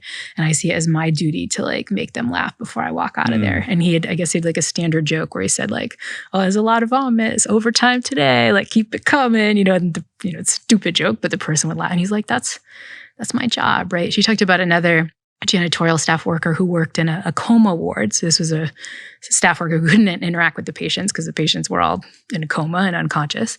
But every day she would like walk around and move the artwork in the room. Her strength was creativity, right? Like, I guess she thought like maybe the patients will notice or wake up. Probably not medically accurate, but it gave her some purpose going to work. These are the ways we can infuse purpose into our work. And I love the janitor work because, again, not all of us have jobs where we can, switch things around and do some intellectual switch, right? But like everybody has a job where you can bring some of these things in a little bit, right? And if you can't do it at work, bring it in your leisure and stuff. So if you're not sure what those are, I think Google character strengths, just look at the big list or take one of these formal tests, or just kind of have a sense of like, these when I feel most authentically myself, what am I engaging in? And just try to do more of that. Today's episode is brought to you by Roka. It's funny. We don't often think of eyewear as performance gear until it starts to get in the way. And if you're like me, somebody who has contended with eyesight impairment my entire life, it's a very real thing without a real solution for athletes. Well, this is why Roka has been a godsend for me, approaching prescription eyewear from a performance perspective first, but not at the cost of fashion, I should say. Beyond the function, the craftsmanship is next level. Razor-sharp optics, durable construction, and a design that actually is beautiful and keeps up with you. So put them on, feel the difference, and wear without limits. Unlock 20% off your order with the code RichRoll at Roka.com. I've been banging the drum about recovery for years now. And after all of my endurance escapades, I've learned the hard way that how well you bounce back is really just as important as how hard you push, because if you don't recover, you don't improve. That's why the brand new and all new Whoop sensor is my constant companion. And it's seriously impressive. 7% smaller with a ridiculous 14 plus days of battery life. And I love it because it's the only wearable that turns your health and fitness data into personalized guidance. All those metrics matter: sleep quality, HRV, resting heart rate, stress, strain, and Whoop tracks them constantly and then actually tells you what to do with that information. Whoop is not just another gadget. It's really the only wearable that gives you a truly comprehensive view of your body, helping you to make smarter decisions about when to push and when to rest. So check it out. Go to join.whoop.com/roll. There's something wonderfully counterintuitive about that, though, because I would have thought that that inventory would be an attempt to identify the things that bring you joy, or remembering when the last time, you felt like really happy. What were you doing? To like set it in the context of strengths as opposed to activities where you really feel yourself. I mean, you mentioned authenticity, so that's part of this, but why isn't it my version of that? Yeah. Like, why is it strengths versus like activities that make me feel happy? I think ultimately they're one and the same for you. It's just that the ones that might work most for you might not be the ones that work for somebody else, right? Like there's people that their signature strength is humor, right? Like, I love working on my weaknesses. Yeah. Your strength is that could be something. I don't know who those people are, but there are strengths that are bravery, for example, which I think, depending on how you think of those weaknesses, it could be part of that. There are strengths that are self-regulation, right? That like what I'm going to do is really try hard to kind of regulate my deepest emotions. Strengths of things like prudence, right? Where it's like, I want to just very carefully work on these things, right? So the set of strengths, when you look at the big list, is pretty broad. And a lot of times the thing that feels most authentic to you when you look at the list, you'll be like, oh, that's kind of on there for me. You have artists who have strengths of things like appreciation of beauty or zest for life. A lot of folks who have strengths that are related to social intelligence, like kindness or forgiveness, or social intelligence, kind of empathy and understanding people. When you look at the big list, usually folks have some that fit with that. And often, if you're using those things, it can be powerful. How do you parse the difference between purpose and meaning? Is it that meaning is this emergent property of finding some purpose, even if it's a small p purpose, by investing in your strengths? Yeah, these definitions always get so complicated. It becomes like a mind bender, and I just like, I think of meaning as all these words are like the same, but they're not the same, and are like, does one come from the other? Like, I'm still, after like having a million conversations about this, I'm still not sure I really get it. The way I think about it, and again, I think we use many of these terms interchangeably, and it gets so much more complicated when we look cross-culturally. There's a set of researchers at Harvard who are doing a project of trying to catalog emotional words that exist in one language or one culture, but that don't translate to other languages and cultures.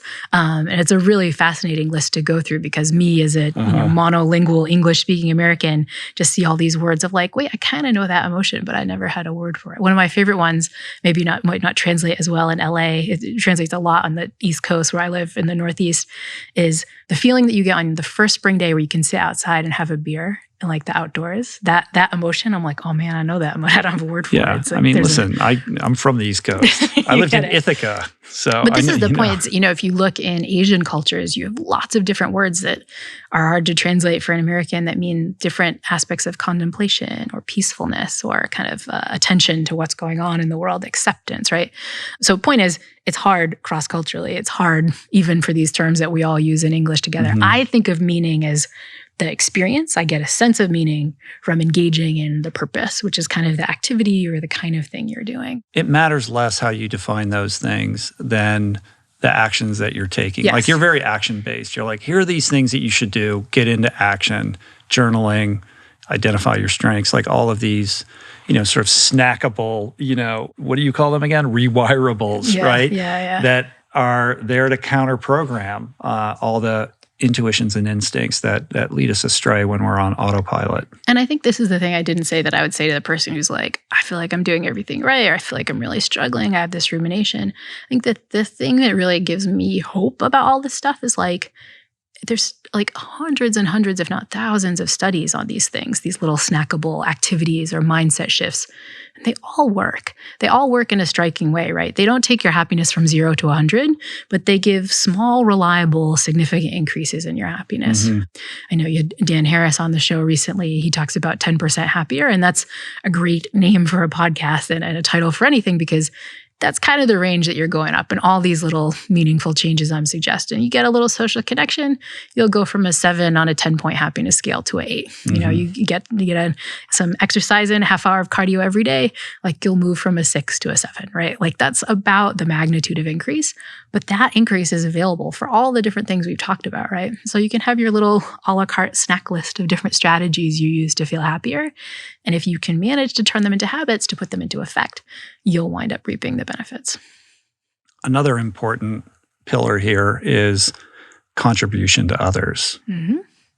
Service, basically, which as a 12-step person, I know well and had to learn the hard way that this is the most reliable and truest antidote to self-obsession.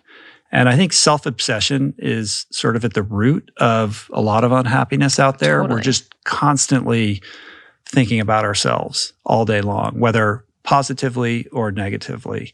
And if we can get out of that and invest ourselves in somebody else, I mean, this is a big part of the community piece too, like be with other people. Like, you know, you have to get out of your own like narrative and immerse yourself in the world. But when you invest yourself in somebody else's welfare, even in the smallest way, it's incredible how that can shift your mood, your energy, and your perspective. Yeah. And I think this is something that culture gets wrong. We talked about culture manifesting wrong. I think that's number one thing we get wrong on TikTok. But number two thing we get wrong about happiness on TikTok is this. If you look anywhere on TikTok, it's all about self-care, treat yourself, self. Mm-hmm. Like you look at the studies of happy people, and happy people are not focused on themselves. Happy people are very other-oriented. They're doing nice stuff for other people, right? Controlled for income, happier people tend to donate more money to charity than not so happy people, right? It's just these like subtle correlations between doing nice stuff for others and feeling better. But then you have all these experiments where you kind of force participants to do nice stuff for other people. One of my favorite is by Elizabeth Dunn and her colleagues, where they walk up to folks on the street, hand them $20 and say either, hey, spend this $20 to do something nice to treat yourself, right? Or, hey, spend this $20 to do something nice for somebody else. You could donate it to a homeless shelter. You could buy a friend, something nice, like, but it has to go to someone else.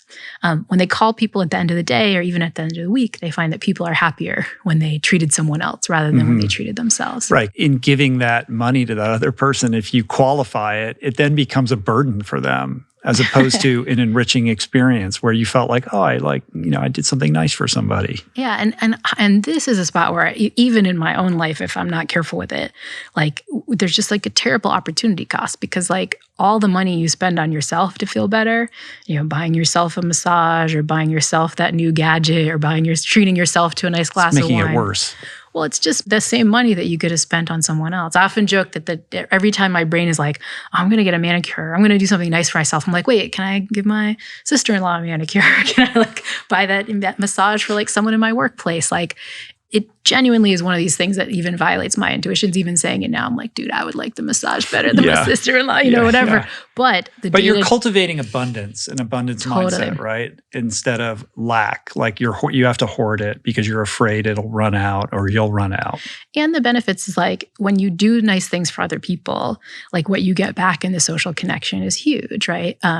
My producer and co-writer for my podcast, Ryan Dilley, tells this story of he was walking into a coffee shop and someone was walking out with this cookie they were very excited about and then dropped it like on the threshold of the door as they were walking out. It seemed sad. And he ran into the coffee shop and brought this person a cookie and like gave them the cookie. And the person was really happy. And he's like, months later, I'm still telling that story. Like, I don't ever tell the story of the time I walked into the coffee shop and just got myself the cookie. Like, now it's, millions of people in your show are hearing it, right? And so these moments of good deeds that we do for others, they percolate. They percolate in our own memory. They percolate in our social conversations. Even, just hearing Brian's story, probably all your people have this little boost in happiness that we get. And so we forget that our actions and our things we do to feel happy at the moment, some of them live on better than others, and the things we do for other people live on in special ways. Is there any science to establish, I want to call it a placebo effect, but it's not quite that. What I'm getting at is the intention behind it. Like, does it matter if you give of yourself from a place of, open-heartedness and generosity, or you're doing it selfishly because Laurie Santos said, if I do this, it makes me happy. And I know, just based on my anecdotal personal experience, that it actually doesn't matter. Like, if I just, even if I don't want to do the thing, like, I know that it will make me happier. And so to be selfless from a selfish perspective, yes. It still ends up creating a shift. Yeah. And I think that's true for all we get the benefit from the behavior in a lot of the cases. I think that, again, with all of these things, there's a little bit of nuance. Laura Acton has this work that if you feel forced to do nice things for others, like you don't have any choice, you don't have any agency in it, that can be not good. This is one of the reasons we see things like caregiver burnout and so on. Like, you have no choice, you have to be doing these nice things. That's not great. But if you come at it from like, all right, I don't really feel like doing this behavior, I'll try it. It kind of works. And that's true in all these domains, I respect so many people that get the wonderful emotional hit, that have the craving for working out. I never have that. It's always a slog for me. I've hoped that doing it more and more, I'll get into it. Never is. But every time I do it, when I'm done, I'm like, oh, that was great. Why did I hate doing that? What's my problem, right? Yeah. And I think the same thing can be true for doing nice things for others. For me, that's also true for talking to people. I know that talking to strangers, from all my studies, again, I can tell you the journal article name, right? That it makes you happier. But I'm just don't really feel like talking to people. But then inevitably, when I do it, I'm like, okay, I should really do it. I wind up feeling better. Even on the plane over here today, I was sitting next to someone who kind of plopped down, and this individual was sort of disabled and had a tough time getting in and was sort of seemingly sort of frustrated. And I had this moment of all I want to do is look at my phone and check my email. That's all my craving and motivation is telling me to do. But I know happiness-wise, I should try to brighten this person's day. And so I did it, and we had a little chat, and then I felt a little bit brighter, the first 10 minutes into the flight, and feel like I made, his version of that flight a little bit better than if I was just kind of on my own. How does this break down between introverts and extroverts? Because that type of behavior comes a little bit more naturally to the extroverted person. And so it would follow that extroverts are happier because they're more social, they like to be around a lot of people. And, it's an easier lift for them to, kind of engage with people out in the world. Whereas an introvert is afraid of those situations or is avoiding those and isolating. So is there science around those two archetypes? Yeah. Well, first, is there a difference in the happiness of introverts and extroverts? And the answer seems to be yes, where extroverts are happier, presumably because they're socially connecting more often and more easily. But they can be more self-obsessed, though. They might be more self-obsessed, yeah. That's going against them. There's a lot of nuance, as I said, for a lot of these. But there's a different question, right? Which is if introverts engaged in more social connection, if they kind of pushed against their natural tendency not to do it, but tried it out more, would they wind up being happier? And this is something that's been studied by lots of folks. My favorite experiments on this are by Nick Upley at the University of Chicago, where he does these studies where he forces people to talk to strangers. That situation I was in, talking to the person on the plane, he basically makes people do that on commuter trains in Chicago. He says you'll get a $10 Starbucks gift card if you spend the train ride talking to someone. And everyone hates to do it, but they do it because the promise of the $10 Starbucks gift card in social science. Amazing. Engine of all of social science. Amazing what a gift card will do. Yes. Yeah. But people predict that this is going to be terrible, talking to a stranger on the train. And introverts predict that it's going to be more, I think the scale doesn't go low enough for them to say how terrible it will be. But both introverts and extroverts get a positive emotion boost from talking to the stranger, which is not what people expect. Is the boost higher for the introvert because there seems to be more to be gained Like there's a bigger gap there? So the test that they did is the difference between your prediction and what the outcome was. They didn't compare introverts and extroverts. But what you find is the prediction error, right? What you think is going to happen versus what really happens, that difference is much bigger for the introverts. But everybody overall gets a positive boost. This is the thing I'll tell you, because you're going to look at the comment section of the show, that we're going to get the most hate mail about. Because when I did a podcast about introverts, try it out and get a little bit more social, we got tons and tons of hate mail. I had this fantastic guest on, Jessica Pan, who wrote this book called Sorry I'm Late, I Didn't Want to Come, an Introvert's Guide to Extroverting. And she was this like incredibly hardcore introvert, like would go to parties and like, have to go cry in the bathroom because she hated being social so much, and read the work on extroverts being happier. And she's like, I'm just going to try it for a year. And she did one of these, experiments that journalists do, where they do the thing that will make them happy for a whole year. And she did improv comedy. She went to like networking events. She talked to people on the train. She worked with Nick Epley about this. And at the end of the year, she was like way happier. And at the end of the year, she found something interesting, which is like, it's hard at first because your prediction is wrong, right? And if you think about that prediction error I just talked about, you see where it gets hard. You're an introvert. You're like, I predict calling my friend, that's going to be yucky. Or talking to the barista at the coffee shop, oh, that's going to be yucky. You never do it. You don't notice it feel good. And you keep not doing it, right? It's like when we get in bad cycles of whatever. I see this sometimes in my own like fitness journey of like, oh, I don't feel like exercise, and I don't do it. And then I forget, oh my God, it feels amazing. And then it's harder for me to do it next time because I didn't do it before, and so on. And so folks like Nick Epley think that this is kind of one of the things that happens to introverts, is that you predict it's going to be crappy. You're behaving based on your predictions. You don't engage in social connection. And then it's harder next time, and it's harder and it's harder. And so his advice would be, baby steps. This is not like going to a party or doing improv comedy or like, going out with 300 of your best friends. This is just like text a good friend and say, hey, can we connect for coffee? Or like, set a time to call like someone you haven't talked to in a long time. It's not doing that all the time. It's just getting a little bit more of that in. And try to notice if it makes you feel better. Yeah. Well, let me try to inhabit the voice of Susan Cain right now and speak to the introvert thing.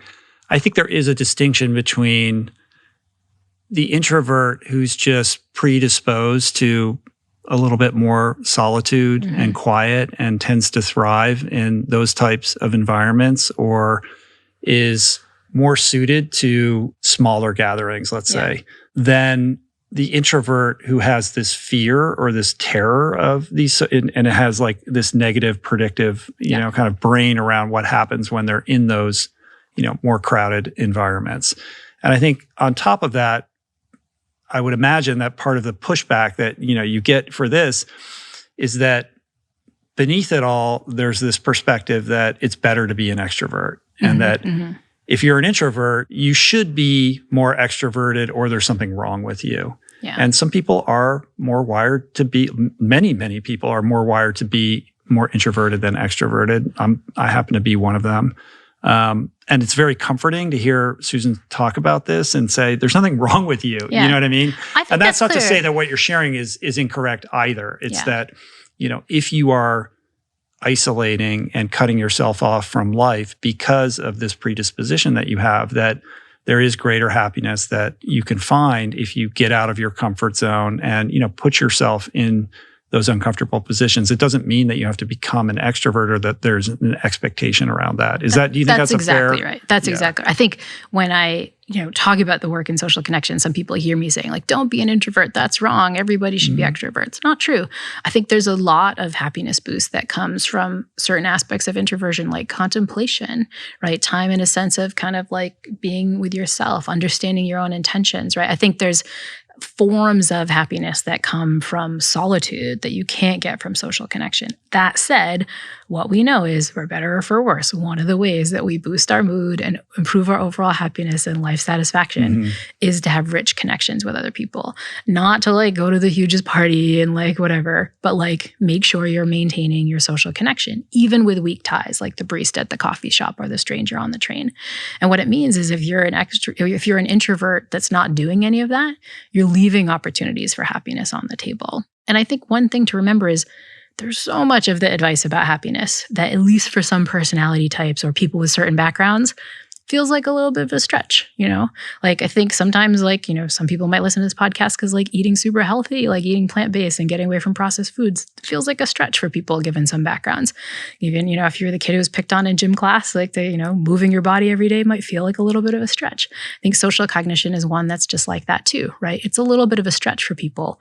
But if you engage in it doesn't necessarily mean it's better or worse. But there's an opportunity for you on the table that if you engage with that a little bit more, you might wind up feeling happier. You don't have to break the rubber band, but you can, extend it a little bit. Exactly. And take a moment to notice. Because I think one of the interesting things about so many things in this happiness space is that our predictions are wrong. Right? We predict this thing is not going to work. We do it. Oh, actually, I feel a little bit better. We predict this thing. Oh, definitely going to work. More money, status, whatever. I still got to go after more of it, right?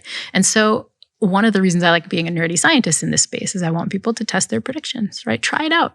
Maybe it won't work for you. Maybe it will. But you can do your own experiments on yourself and see what works. And those experiments require a little bit of discomfort. Yes. Right. For sure. That's the piece, right? So it's that Susan David thing, like discomfort is the price of admission for a meaningful life. Yes. So you have to be willing to step outside yourself, even if just a little bit, to reap the benefits of any of these things that you're talking about. And this gets to something that we haven't really talked about, right? Which is negative emotions, right? Senses of, this kind of pushing yourself, feeling uncomfortable, right? I think that not only is discomfort the price of a meaningful life, but so are all negative emotions, right? Anxiety, stress, overwhelm, anger, all these things are prices for a meaningful life. And that means that we need to not run away from negative emotions. I think sometimes people hear about my class and assume it's this terrible Ivy League toxic positivity thing where I'm teaching people to be in, happy emoji all the time. And I think that's not true at all. I think what we want to do is find ways to notice, accept, embrace, learn from our negative emotions, but also find good ways to regulate them. Do you get criticism for the class? Yeah. Is there skepticism that you're treating this subject matter in kind of a reductive way? Or, what is the nature of the critique? Yeah. Part of the critique is these snowflakes that need a class on happiness, right? And I think those are people who just haven't seen the data of just how bad this mental health crisis is. I think there are also folks who think we're treating it from a scientific perspective, and therefore we're missing out on other ways to kind of come to these truths, right? Which is one of the reasons I always like to bring in the wisdom of the ancients and philosophers, often sometimes even spiritual traditions, right? Because, I like to see the science in part because often our intuitions are wrong. So it helps me to see the data of actually talking to somebody does make you feel good. But so many of the ancient traditions figured this stuff out and had deep insights even in the absence of these psychological and neural data on these questions. What is your most controversial or contrarian opinion about happiness? Honestly, introversion, introverts could actually get a little bit more social connection. It won't be so bad. That's when I get attacked on. Manifesting doesn't work in the way you think. When I get attacked on. Money doesn't make you happy.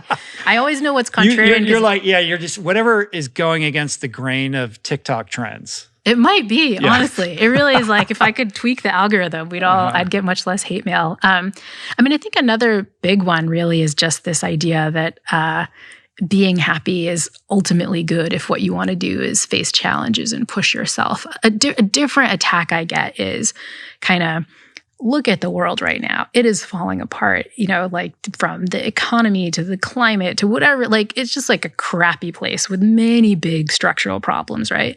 You're going around telling everybody to be happy and accept the things in life and find your purpose, right? People need to not be happy. People need to be out there pissed off. If you're not angry, you're not paying attention kind of thing. And this is a pushback I actually get from a lot of my students. I think a lot of the young people I work with are really inclined to worry about the big problems and fix them and think that the way you face those big problems is not to be happy in the face of them or to kind of be happy in ways that ignore the structural problems, right? I think sometimes people hear, for example, more money doesn't make you happy, that what I'm doing is justifying really terrible practices where billionaires get richer. It's no. I think what we need to remember is two things. One is that we can have individual change and individual strategies for feeling happier that work alongside the structural changes for making you happier, right? You can write in your gratitude journal and do expressive writing if you're in a terrible job situation while working to change that terrible job situation, right? And those things should go together, right? It's not like, well, just expressive writing and then you can put up with these, terrible bad practices. But I think the other thing is that researchers have gone out and asked the question, like, what is this set of psychology and the set of emotions that you need to be the kind of person that's fighting these big structural problems? There's work by Konstantin Kushlev at Georgetown.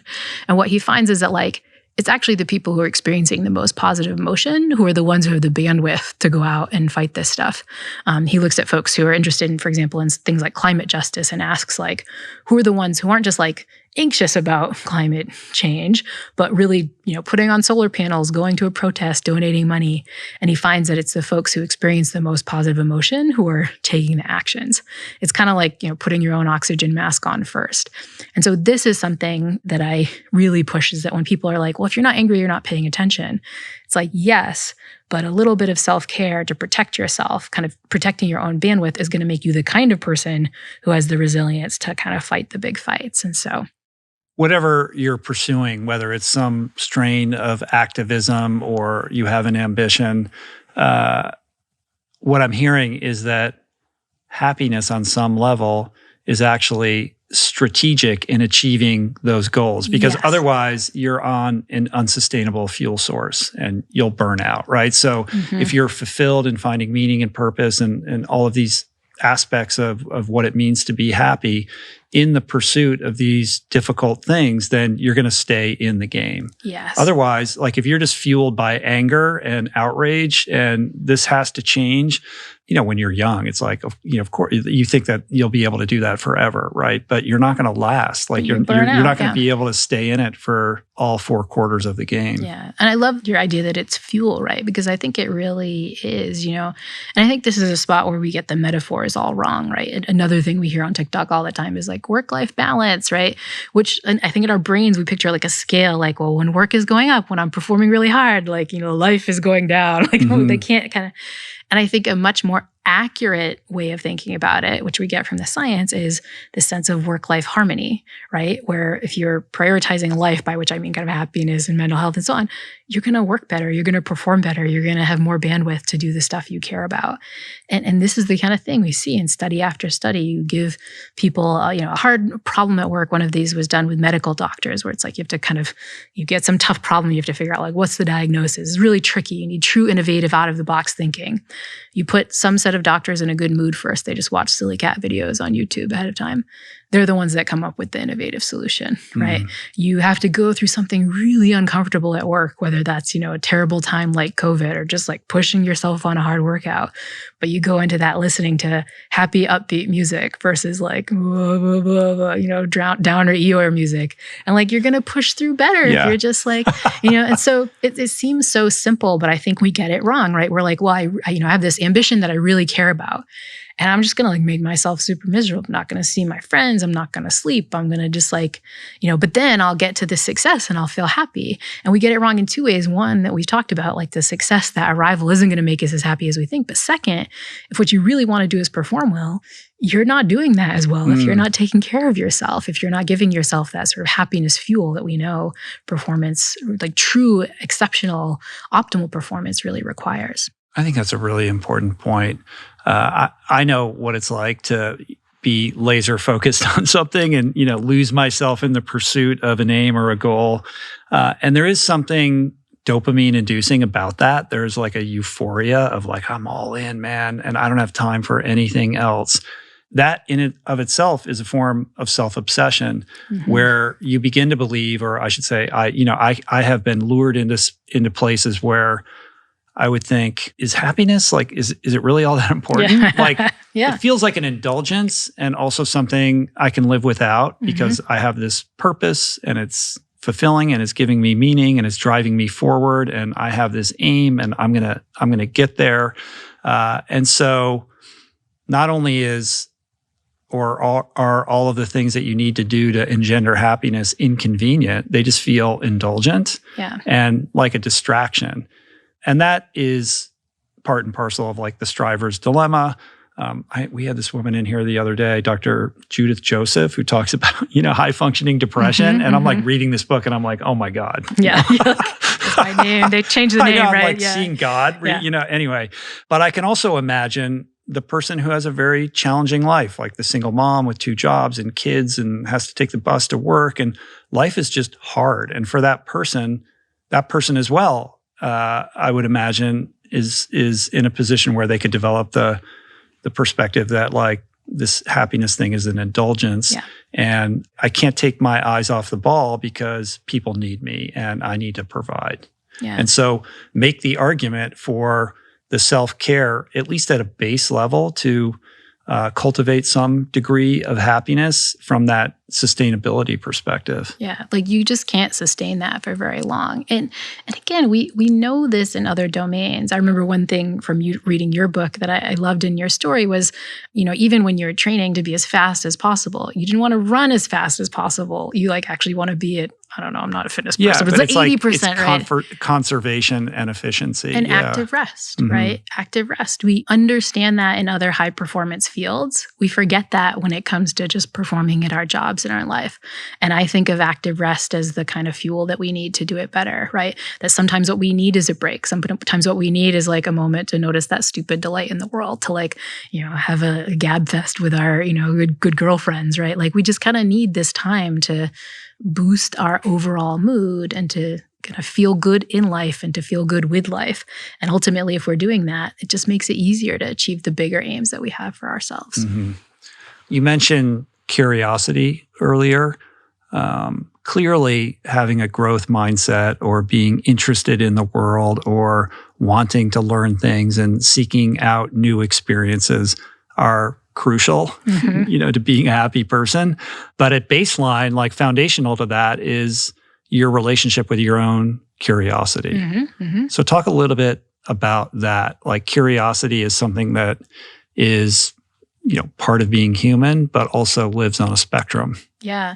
And I think there's so much we can do with curiosity to feel happier, right? One is that sometimes curiosity can be that little motivating force that gets us to positive emotions we don't expect. One of the positive emotions I think about a lot is the experience of awe, right? This like sense of wonder, the sense that stuff is bigger than you. We've talked a lot about being self-obsessed, but like when you look at, the skyline here in the canyon, or when you look at, something bigger than you, or even just like people doing amazing moral good in the world, like you're just like, wow, there's things that are bigger than myself. It's so inconvenient though. Awe is so inconvenient. Well, there's so much awe evidence. Is hard. Like awe and gratitude. Go with delights. Go with delight. I mean, sometimes these words get so big. Is that why you consciously use the word delights? I think so, because sometimes it feels like, was I grateful that the guy was listening to like Cypress Hill in the car and the lowrider? Not really. But was that delightful? Talking about it now, does it make me smile a little bit? Yeah, it does, right? And I think awe, like if awe feels too much, like maybe go with like badass. Like when you see something where you're like, that was just badass. Like that was a badass sunset. Or like, the James Webb Space Telescope where you just see all these worlds. That is badass. Or like someone doing an amazing, thing in Fitness is like Simone Biles is just like, she is badass. That badass allows you to think of something that's bigger than yourself. It allows you to see achievement. Like it just kind of feels like a good positive emotion. And so I think curiosity can often get us to things that are badass, and that's helpful. But I think a bigger way that curiosity is so important for our positive emotions is that we can use curiosity to allow and deal with our negative emotions. I think the kinds of, type A folks that you talk to a lot on this podcast and that listen to this podcast are like perform all the time. And that sense of overwhelm or that fear or that anxiety or that yucky feel, like that is really inconvenient. So I'm just going to squish that down.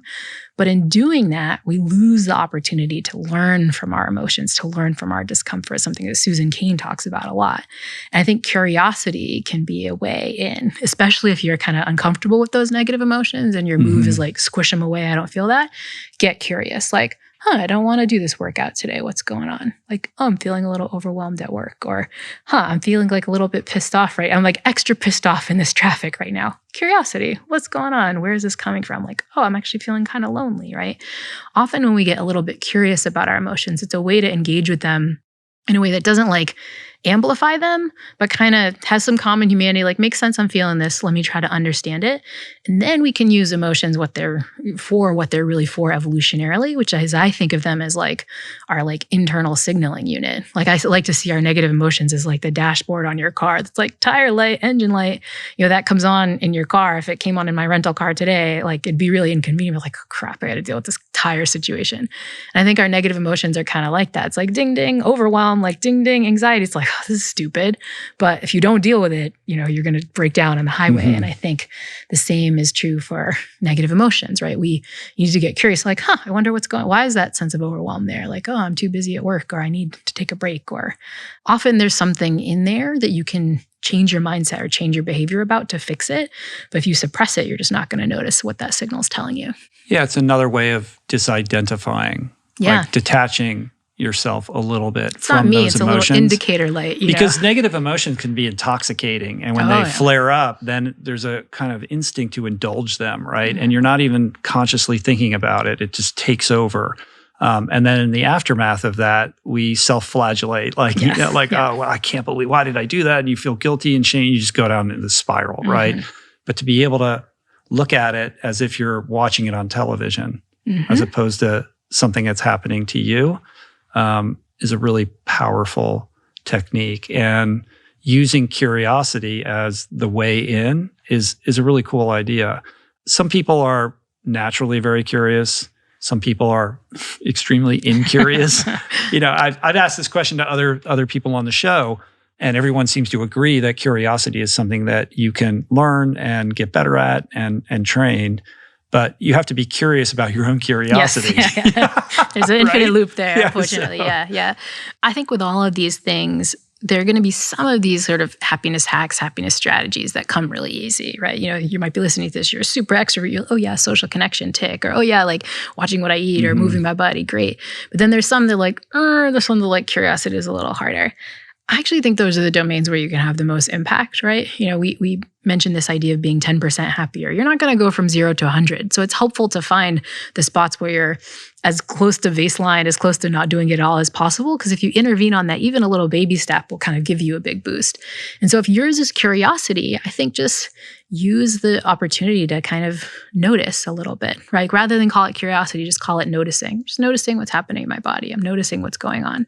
Expressive writing is a really great tool for this, in part because when you go into sense-making mode, you have to ask questions, right? And so just by the act of writing about whatever's going on, you can often go into question-asking mode, which is sort of one of the fastest ways to get to curiosity. On the topic of noticing, isn't attention sort of the whole ball game here? Totally. Like it really is a function of the extent to which you're mindful about where you're placing your attention. That's like the whole thing. So whether it's curiosity or your interactions with people out in the world or your ability to notice something that could give you that moment of delight, it's all about being present with your own attention and not allowing it to randomly go where, it's sort of impulse to go, but commandeering it in a conscious way. Yeah. And that's hard, right? Because we know that attention we know that attention's like basically built to go where it's going to go, right?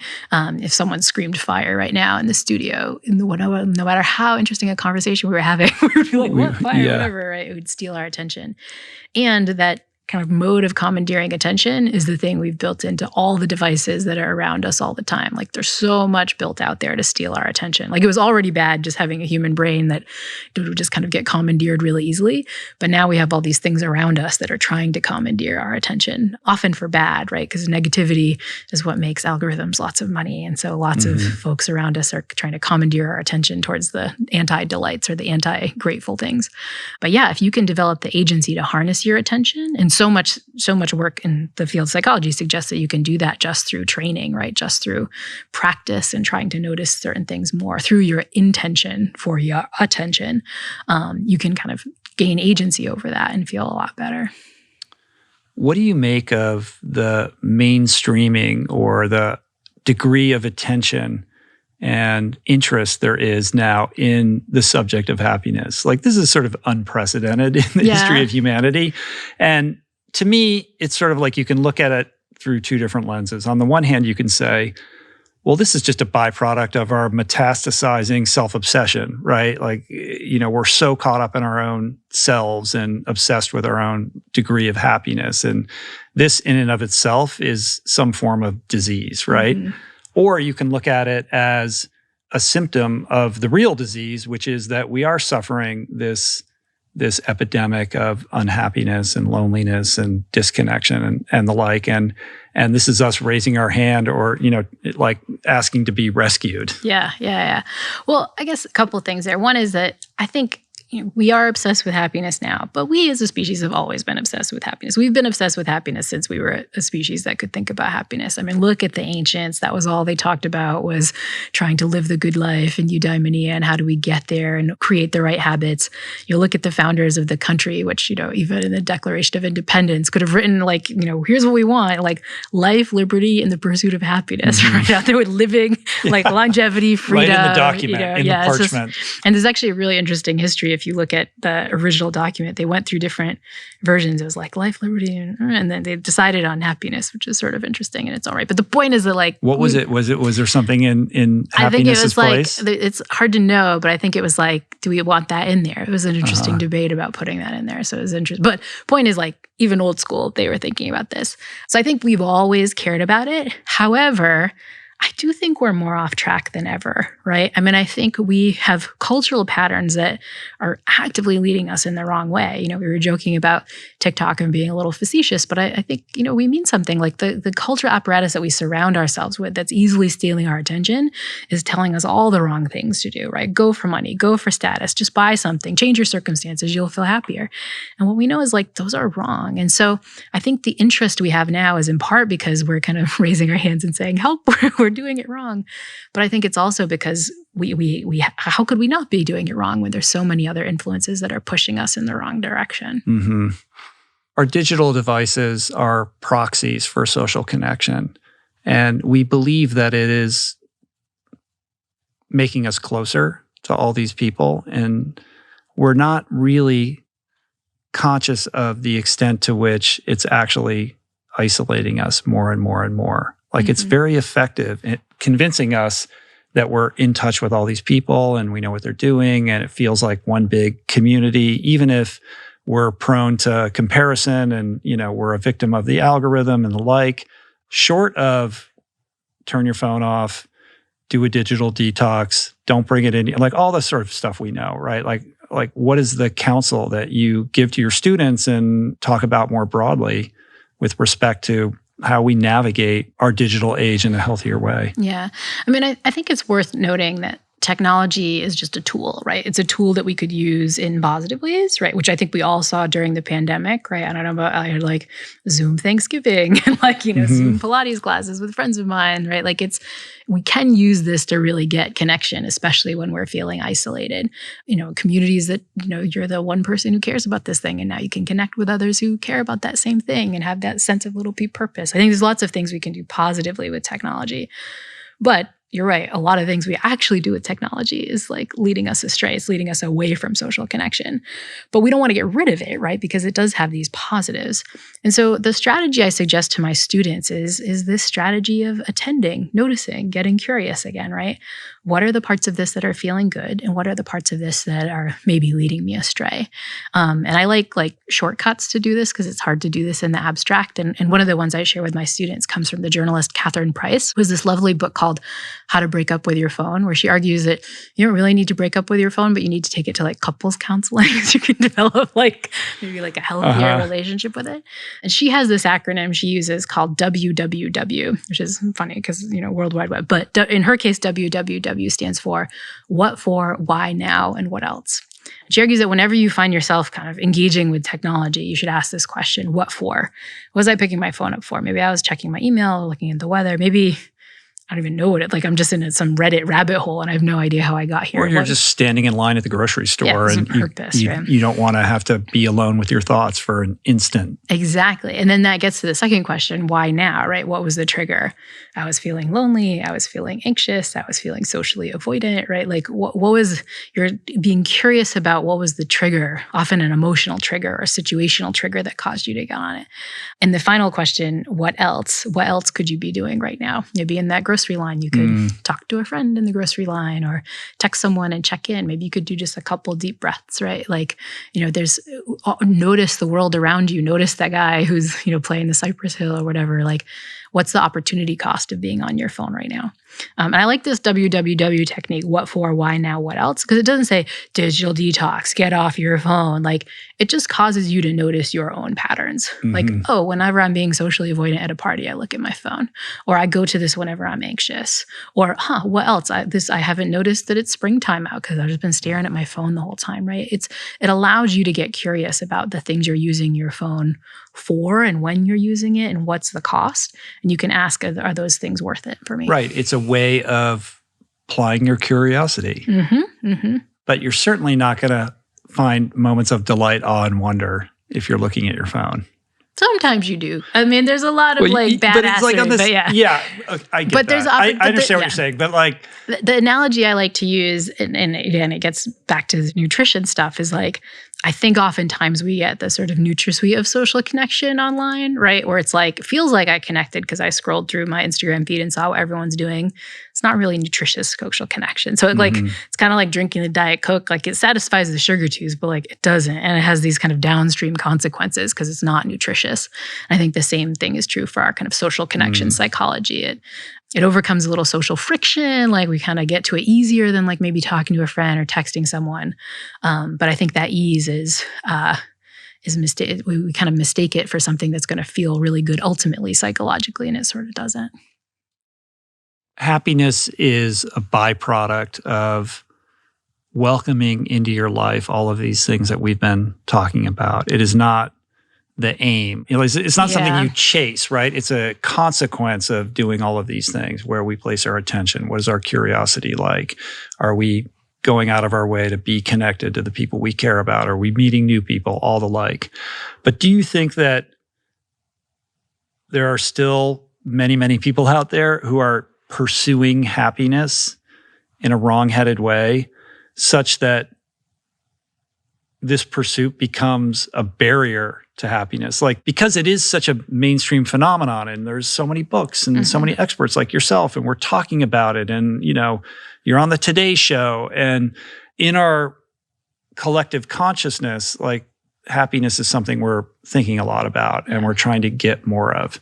But if we're chasing it, we're getting in the way of it. Yeah. I guess is what I'm getting at. Yeah. I think for whatever reason we engage with these habits, many of them will work. If I'm engaging in social connection, not because I really want to connect with this person, because I'm like, I'll get my little happiness boost. I might still get the happiness boost, right?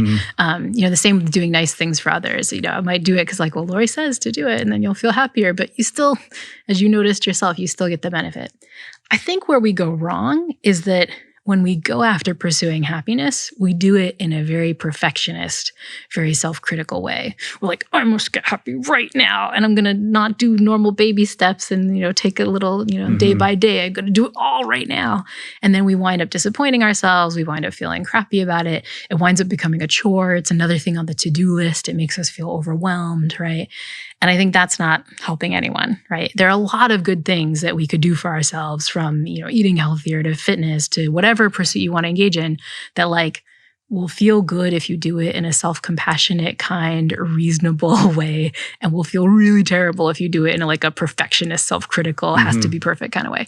And I think one of the problems with pursuing happiness is people get into that mindset. I'll often get the question after a talk is like, well, you mentioned all these things. What's the thing I can do right now to do it? Like, I just want to do the one thing. It's like, okay, we're already off the wrong path here.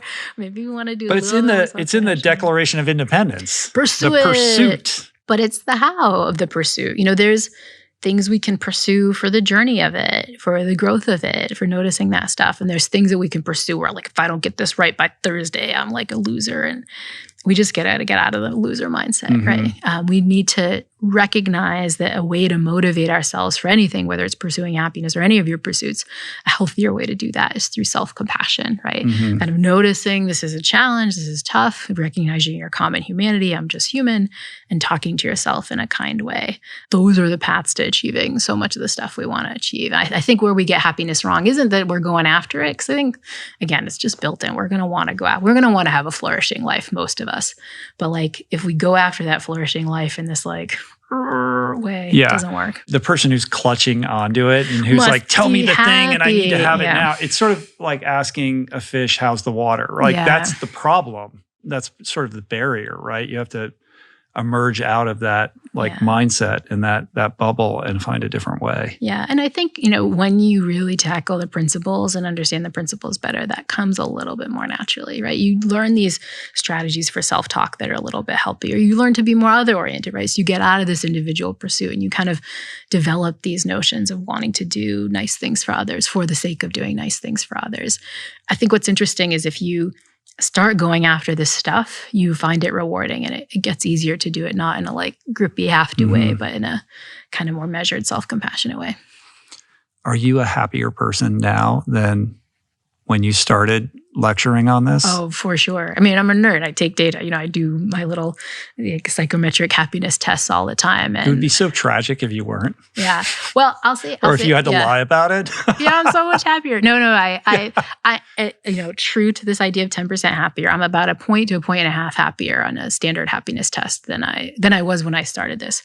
But I will say something interesting, which is with the interesting meaning and purpose and amazing privilege of being able to do this, comes a lot more happiness challenges, right? If I'm not careful, I can have, you know, so many guest appearances like this, opportunities for travel that will take away my social connection, that'll take away my sleep, that'll take me from my movement routine if I'm not careful. And like, so I have to push against that.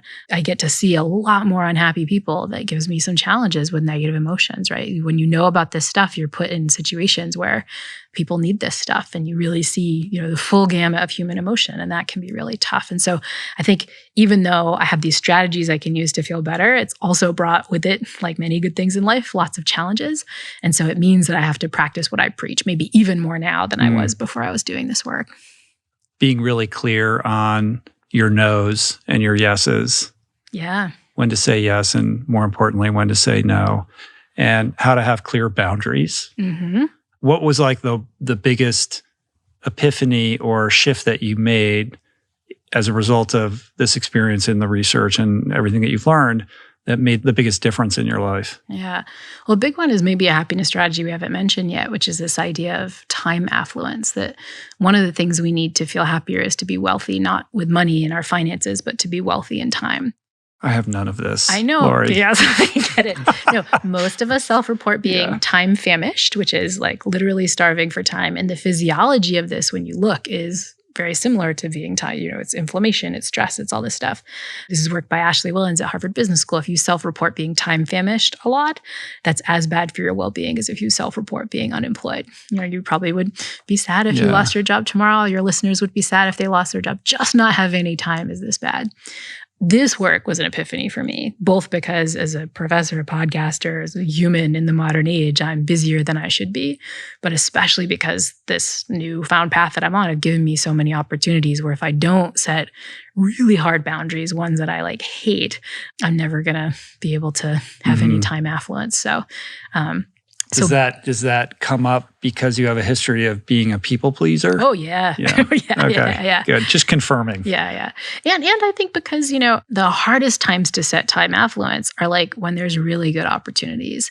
And I think for a lot of the, you know, interesting people with interesting jobs, interesting opportunities that are listening to this, you're going to have to say no, not just to the stuff you don't want to do that feels like kind of crappy. You're going to have to say no to the stuff you really do want to do to leave space for the the stuff that really matters. Which are kind of the fruits of your labor. Like you work so hard and now you're in this position where you get invited to do really cool stuff with cool people. And after all of that work to get to this place, you have to say no. Yeah.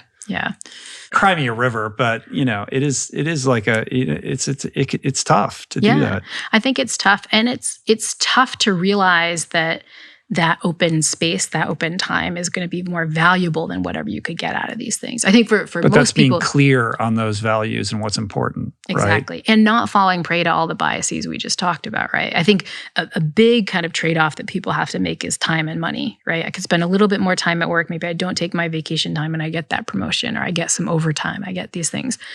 And again, if you have enough money to put a roof over your head, if you're in that sort of threshold where more money is not going to make you happy, more time really will make you happy. Mm-hmm. And so Ashley Willens finds that one thing you can do to improve your time affluence is to spend any discretionary income you have on getting time back, right?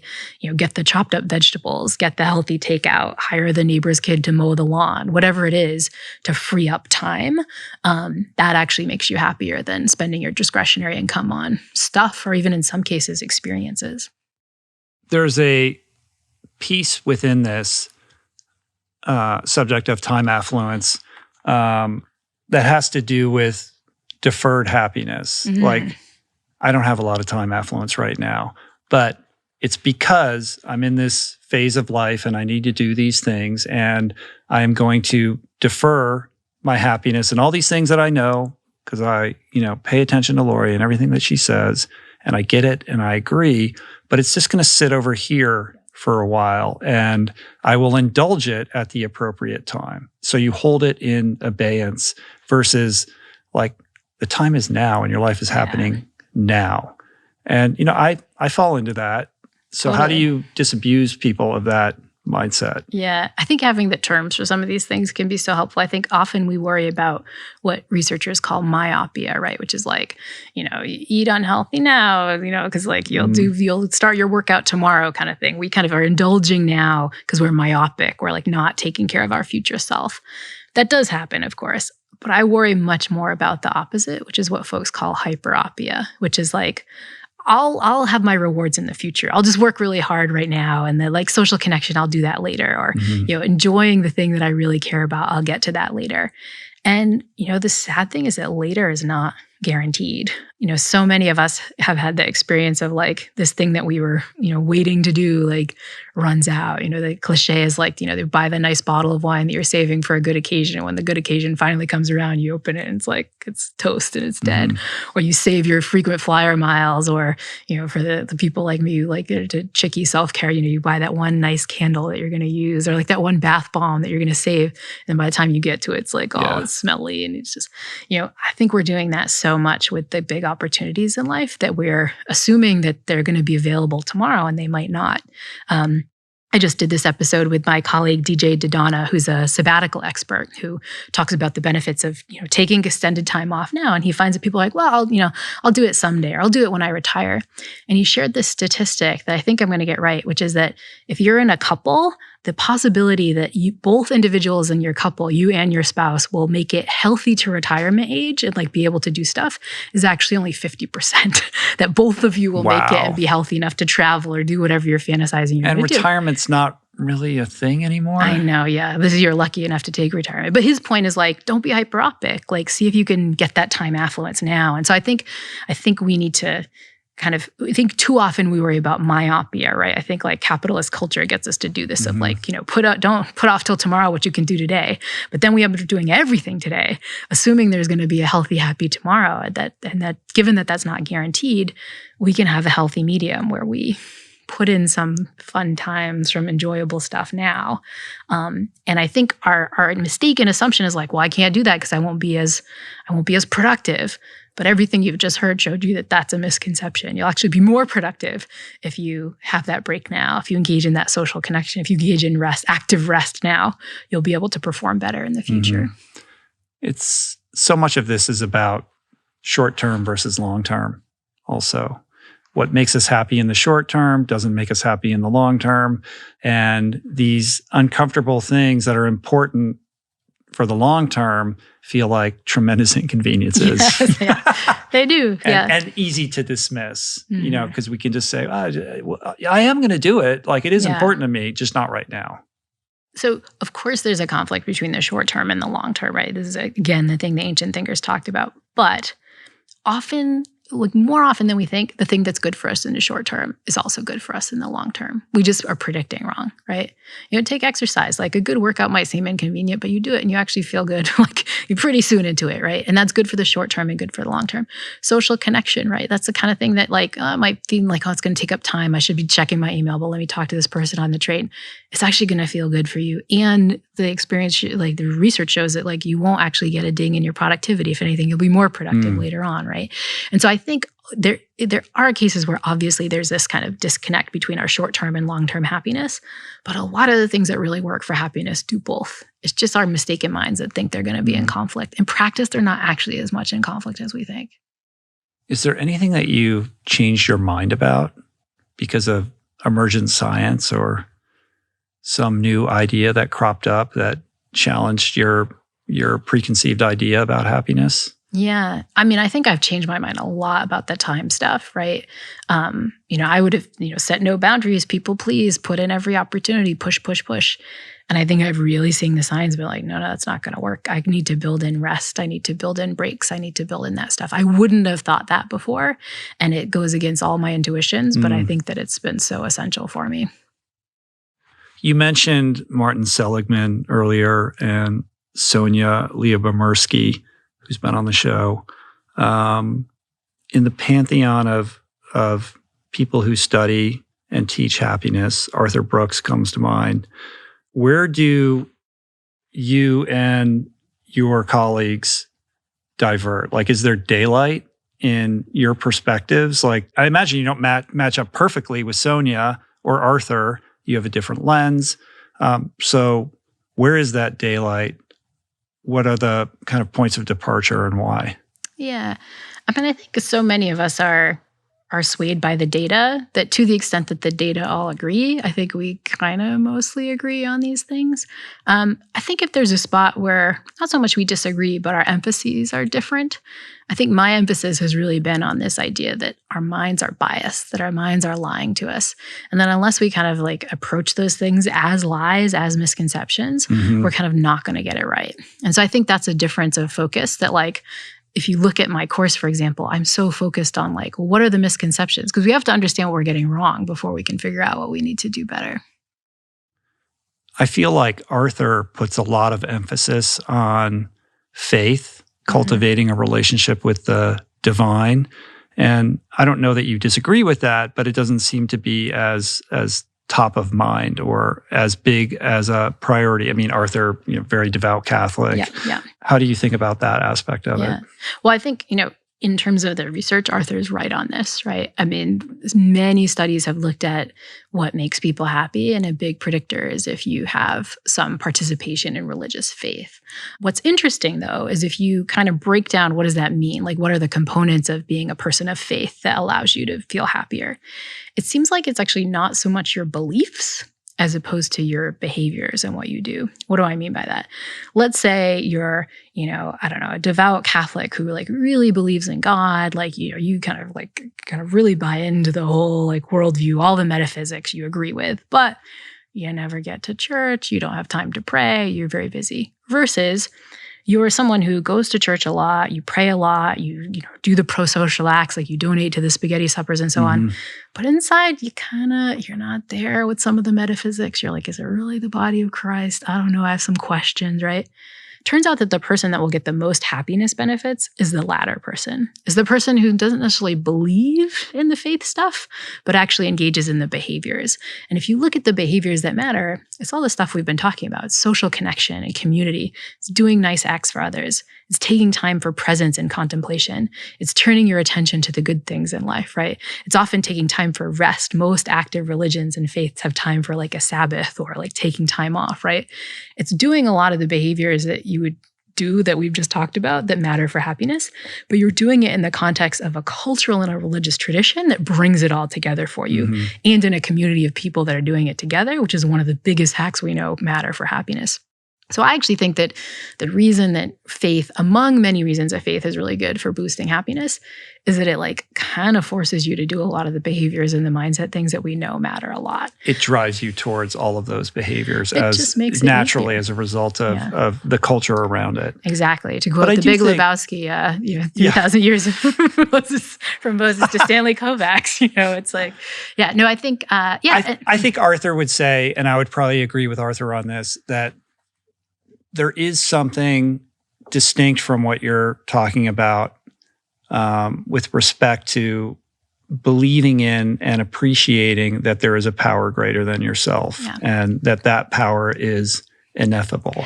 And as a result of that, it doesn't have to take any dogmatic or, particular strain of thought or faith, but that alone is a way of disabusing yourself of your self-obsession. And it's ultimately humbling. And it also makes place for awe and wonder and the mystery of it all that I think is, I think that is a big piece. Totally. And that's one of the other, I think the behavior of finding more awe in your life is another thing that, of course, religion gives you writ large. And I think this idea of having a sense of purpose that comes from religion and being a person of faith is really powerful. And often it's in part kind of something that's bigger than yourself, but it's also most faiths are about not being about you, right? It's about other people. It's about connecting. It's about doing good things for others. And so I think having those in like one packed up tradition that's culturally relevant that you're doing with other folks is really important. It's not the only way to do it, right? There's work by folks like Casper ter Kuile who studies ritual and cultures and these kind of strange cultures that find you can actually get a lot of it, not everything for sure, but some aspects of it from other kinds of cultural traditions. He actually looks at people that are really into CrossFit, for example, where he finds that people push themselves. They have a ritual that they go to, have a sense of community. If somebody gets sick, they all work together to help that person, right? They're all in this kind of shared experience together. Not all the benefits, but you get some of them. And so I think that faith traditions are one way to get at it. But for those folks who are atheist, agnostic, questioning, maybe just didn't grow up in a faith tradition that was really obvious to them, there might be other ways to get some of those things too. Obviously, a big piece in the declining quotient of happiness, at least in America, has to do with the decline of faith-based institutions and community after-school programs. Like CrossFit is a great example. But, 30, 40 years ago, we would have been talking about, the after-school programs or YMCA or, any number of things that kids used to do or young people used to do. And so many of those have gone away, and people have to kind of find their footing in all of these subcultures, which thank God they exist. And I think they serve a really important function. But the infrastructure upon which, we used to create so much of that seems to be no longer. Yeah. And this is something that researchers have focused on a lot, especially researchers who've looked at, say, increases in loneliness and declines in social connection across time. There's a very famous sociologist, Robert Putnam, the political scientist, sociologist, who talked about what he called third places. And so there's a place that's not work or not home where you can get together with other people. He had this very famous book called Bowling Alone. It's called Soho House. Yeah, exactly. Yeah, exactly. Right. But Robert talked about how, in the 1950s, people joined bowling leagues, right? And you would have this league. It was really, we talked about Big Lebowski, but you have these leagues where you bowl with other people. You see them every week. It would be cross sections of people from different wealth categories, different political backgrounds, and so on. Nowadays, you don't get bowling leagues. People are bowling alone. Or maybe this was his book in the late 90s, early 2000s. Nowadays, I think we have bowling on Wii or bowling on PlayStation or something. And people don't even go to work anymore. I mean, everyone's at Exactly. home on Zoom, and that gets back to the digital aspect of it. But having these places where you don't have to spend money, where people know your name, where you have cross sections of society, these things are going away. And he kind of charts from the 1950s today, kind of changes in this. When he wrote his book in the 2000s, it was just the dawn of the internet. So he kind of talked about how maybe television was causing this. I think if you look at kind of the way we engage with TV and all the media that you and I create and the things that we get online now, it's easier to stay home and entertain yourself than it was back in the day. The reason I love Robert's work, though, is that this could be just like a really depressing conclusion about bowling alone. Like from the 1950s to today, everything's going to crap and social connections going down and third places have gone away. But he actually looked at the history before the 1950s. And what you find is that from the beginning of the century, from the late 1800s to the 1950s, people were actually creating these institutions, that we were a really atomized society, really individualist society, really polarized society, and a society of really unequal wealth distribution, where it was the robber barons who controlled everything and so on. And people kind of got together and created these local, in real life, in-person communities. And it really changed the structure of society and probably changed the structure of happiness. And so his, what might seem like a depressing conclusion, has a positive upswing. In fact, that's why he has a new book called The Upswing that he talks about this, which is like, we were at a yucky place in terms of social connection and community before, and we fixed it. And with the right structures, we could have the intent to rebuild those kind of structures today too. Life finds a way, and the pendulum has to swing back because we need it, right? And even if we're not conscious of what we're lacking, we will intuitively start to build those things because, deep down we know that this is important to living a meaningful life. Yeah. I think that's true. If we can get over our misconceptions, I think we can build structures for ourselves that make us a lot happier, but I think we can also build a world filled with structures that would make everyone happier too. I have this question, and I find myself reluctant to even ask it because I'm not sure that there's even an answer to it. And if there is, it's probably a 4-hour podcast, to answer it. But I guess I'm curious, maybe just on a top level, how you think about all of these tools and ways to engender happiness in one's life for the person who is suffering from maybe something a little bit less than a, mild mental health disorder. I mean, as a psychologist, what do you say to the person who because of childhood trauma or because of a certain particular type of upbringing when they were young is caught in a mindset pattern or a behavioral pattern that makes it very difficult to see their lives clearly and make these decisions effectively that can change their behavior and in turn their relationship with happiness? Yeah, I think I'm glad you asked this because I think this is an important question because when we talk about these kind of rewirables or rewirements, we can assume that they're the whole answer. And I think it depends on the degree of problem that we're experiencing, right? Again, I sometimes like to use a physical analogy when we're talking about mental health, right? So let's say I go into my doctor and I say, hey, doctor, I'm experiencing a little bit of inflammation, some high blood pressure. What should I do? The doctor will be like, well, eat right, get on the treadmill, do this thing. If I walk into my doctor clutching my chest and say, I'm having an acute cardiac arrest right now, the doctor would be like, well, eat right. They would clear and do all the things, right? There would be an urgent medical intervention for an urgent situation. I think the same is true for our mental health, right? If you're feeling, a little bit of languishing, things are going right, but I'm not as happy as I could be, all these rewirables are for you, right? They're the thing you can do. If you're acutely suicidal, if you're actively in the middle of a panic attack, I'm not going to be like, well, go out and find the delights in the world, or you need a more urgent medical intervention for that, right? But just like in the physical health case, right? Hopefully walking into the doctor, acute cardiac arrest, I get through it and I'm on the other side. At that point, the doctor might say, now that you're in recovery, I think you need to look at your eating patterns. You need to get a little bit more exercise and so on. I think the same is true for our mental health, right? Once you're through an acute crisis, once you're working on something that's maybe a long-standing issue for which you need professional help, or a very acute issue which you need treatment for, once you're on the other side of it, I think all these strategies then come into play. I think of these strategies as almost like preventative mental health, right? Almost like the project to make sure you can kind of get back to equilibrium. But they might not be the best immediate intervention if what you need is urgent care or really serious kind of mental health support.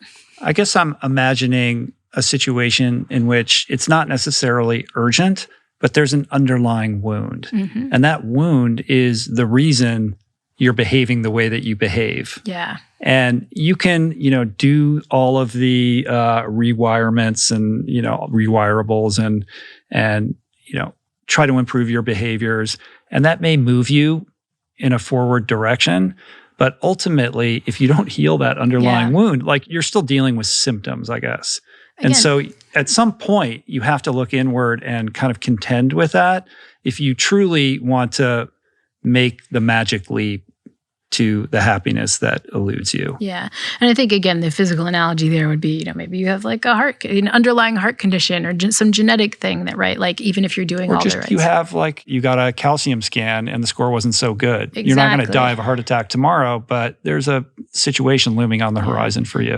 I think sometimes when we talk about these strategies, we think, well, that's the only thing Lori thinks you should do. I think these things can work in conjunction with going to therapeutic practice, right? A lot of the strategies we're talking about are basically CBT, cognitive behavioral therapy, where you're changing your thought patterns to change your behavior and your mindset.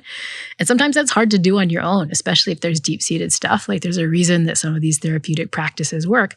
But ultimately what they are is being curious, right? Being curious with the help of some supportive person who can maybe help you see in if seeing in is hard. But then once you get curious, you're going to have homework where you try to change your thought patterns. You're going to change your behaviors in the face of this. And so if you're struggling to do it yourself, it might be that what you need is some therapeutic help, in part because like that can kind of get you closer to some of the answers. It can maybe make it the curiosity part easier if what you have to be curious about is not, some low-grade thing, but some deep like Sherlock Holmes mystery of what's going on with your mental health. Yeah. This has been great. Thank you. Thanks so much for having me on the show. I'm not done yet, though. No. I got one last one for you, Lori. We're going to get you to Santa Barbara, though. I think it would be great to just round this out with one message about happiness or a concrete thought or action that you would like everyone to hear. Yeah. I think when things are feeling the most unhappy, the most frustrating, just remember that all the science shows you have agency over it. There are concrete things you can do to change your behavior and change your mindset, to regulate your negative emotions that you can learn the skills to do. And so even when it feels bad, remember there are strategies you can use to feel happier. Beautiful. I love it. I'm happier now than I was at the beginning of the podcast. I should have given you the scale before and after. Me too. I'm happier too. All right, good. This was great. It was a long time coming, like we said at the outset, but I feel like we did the thing.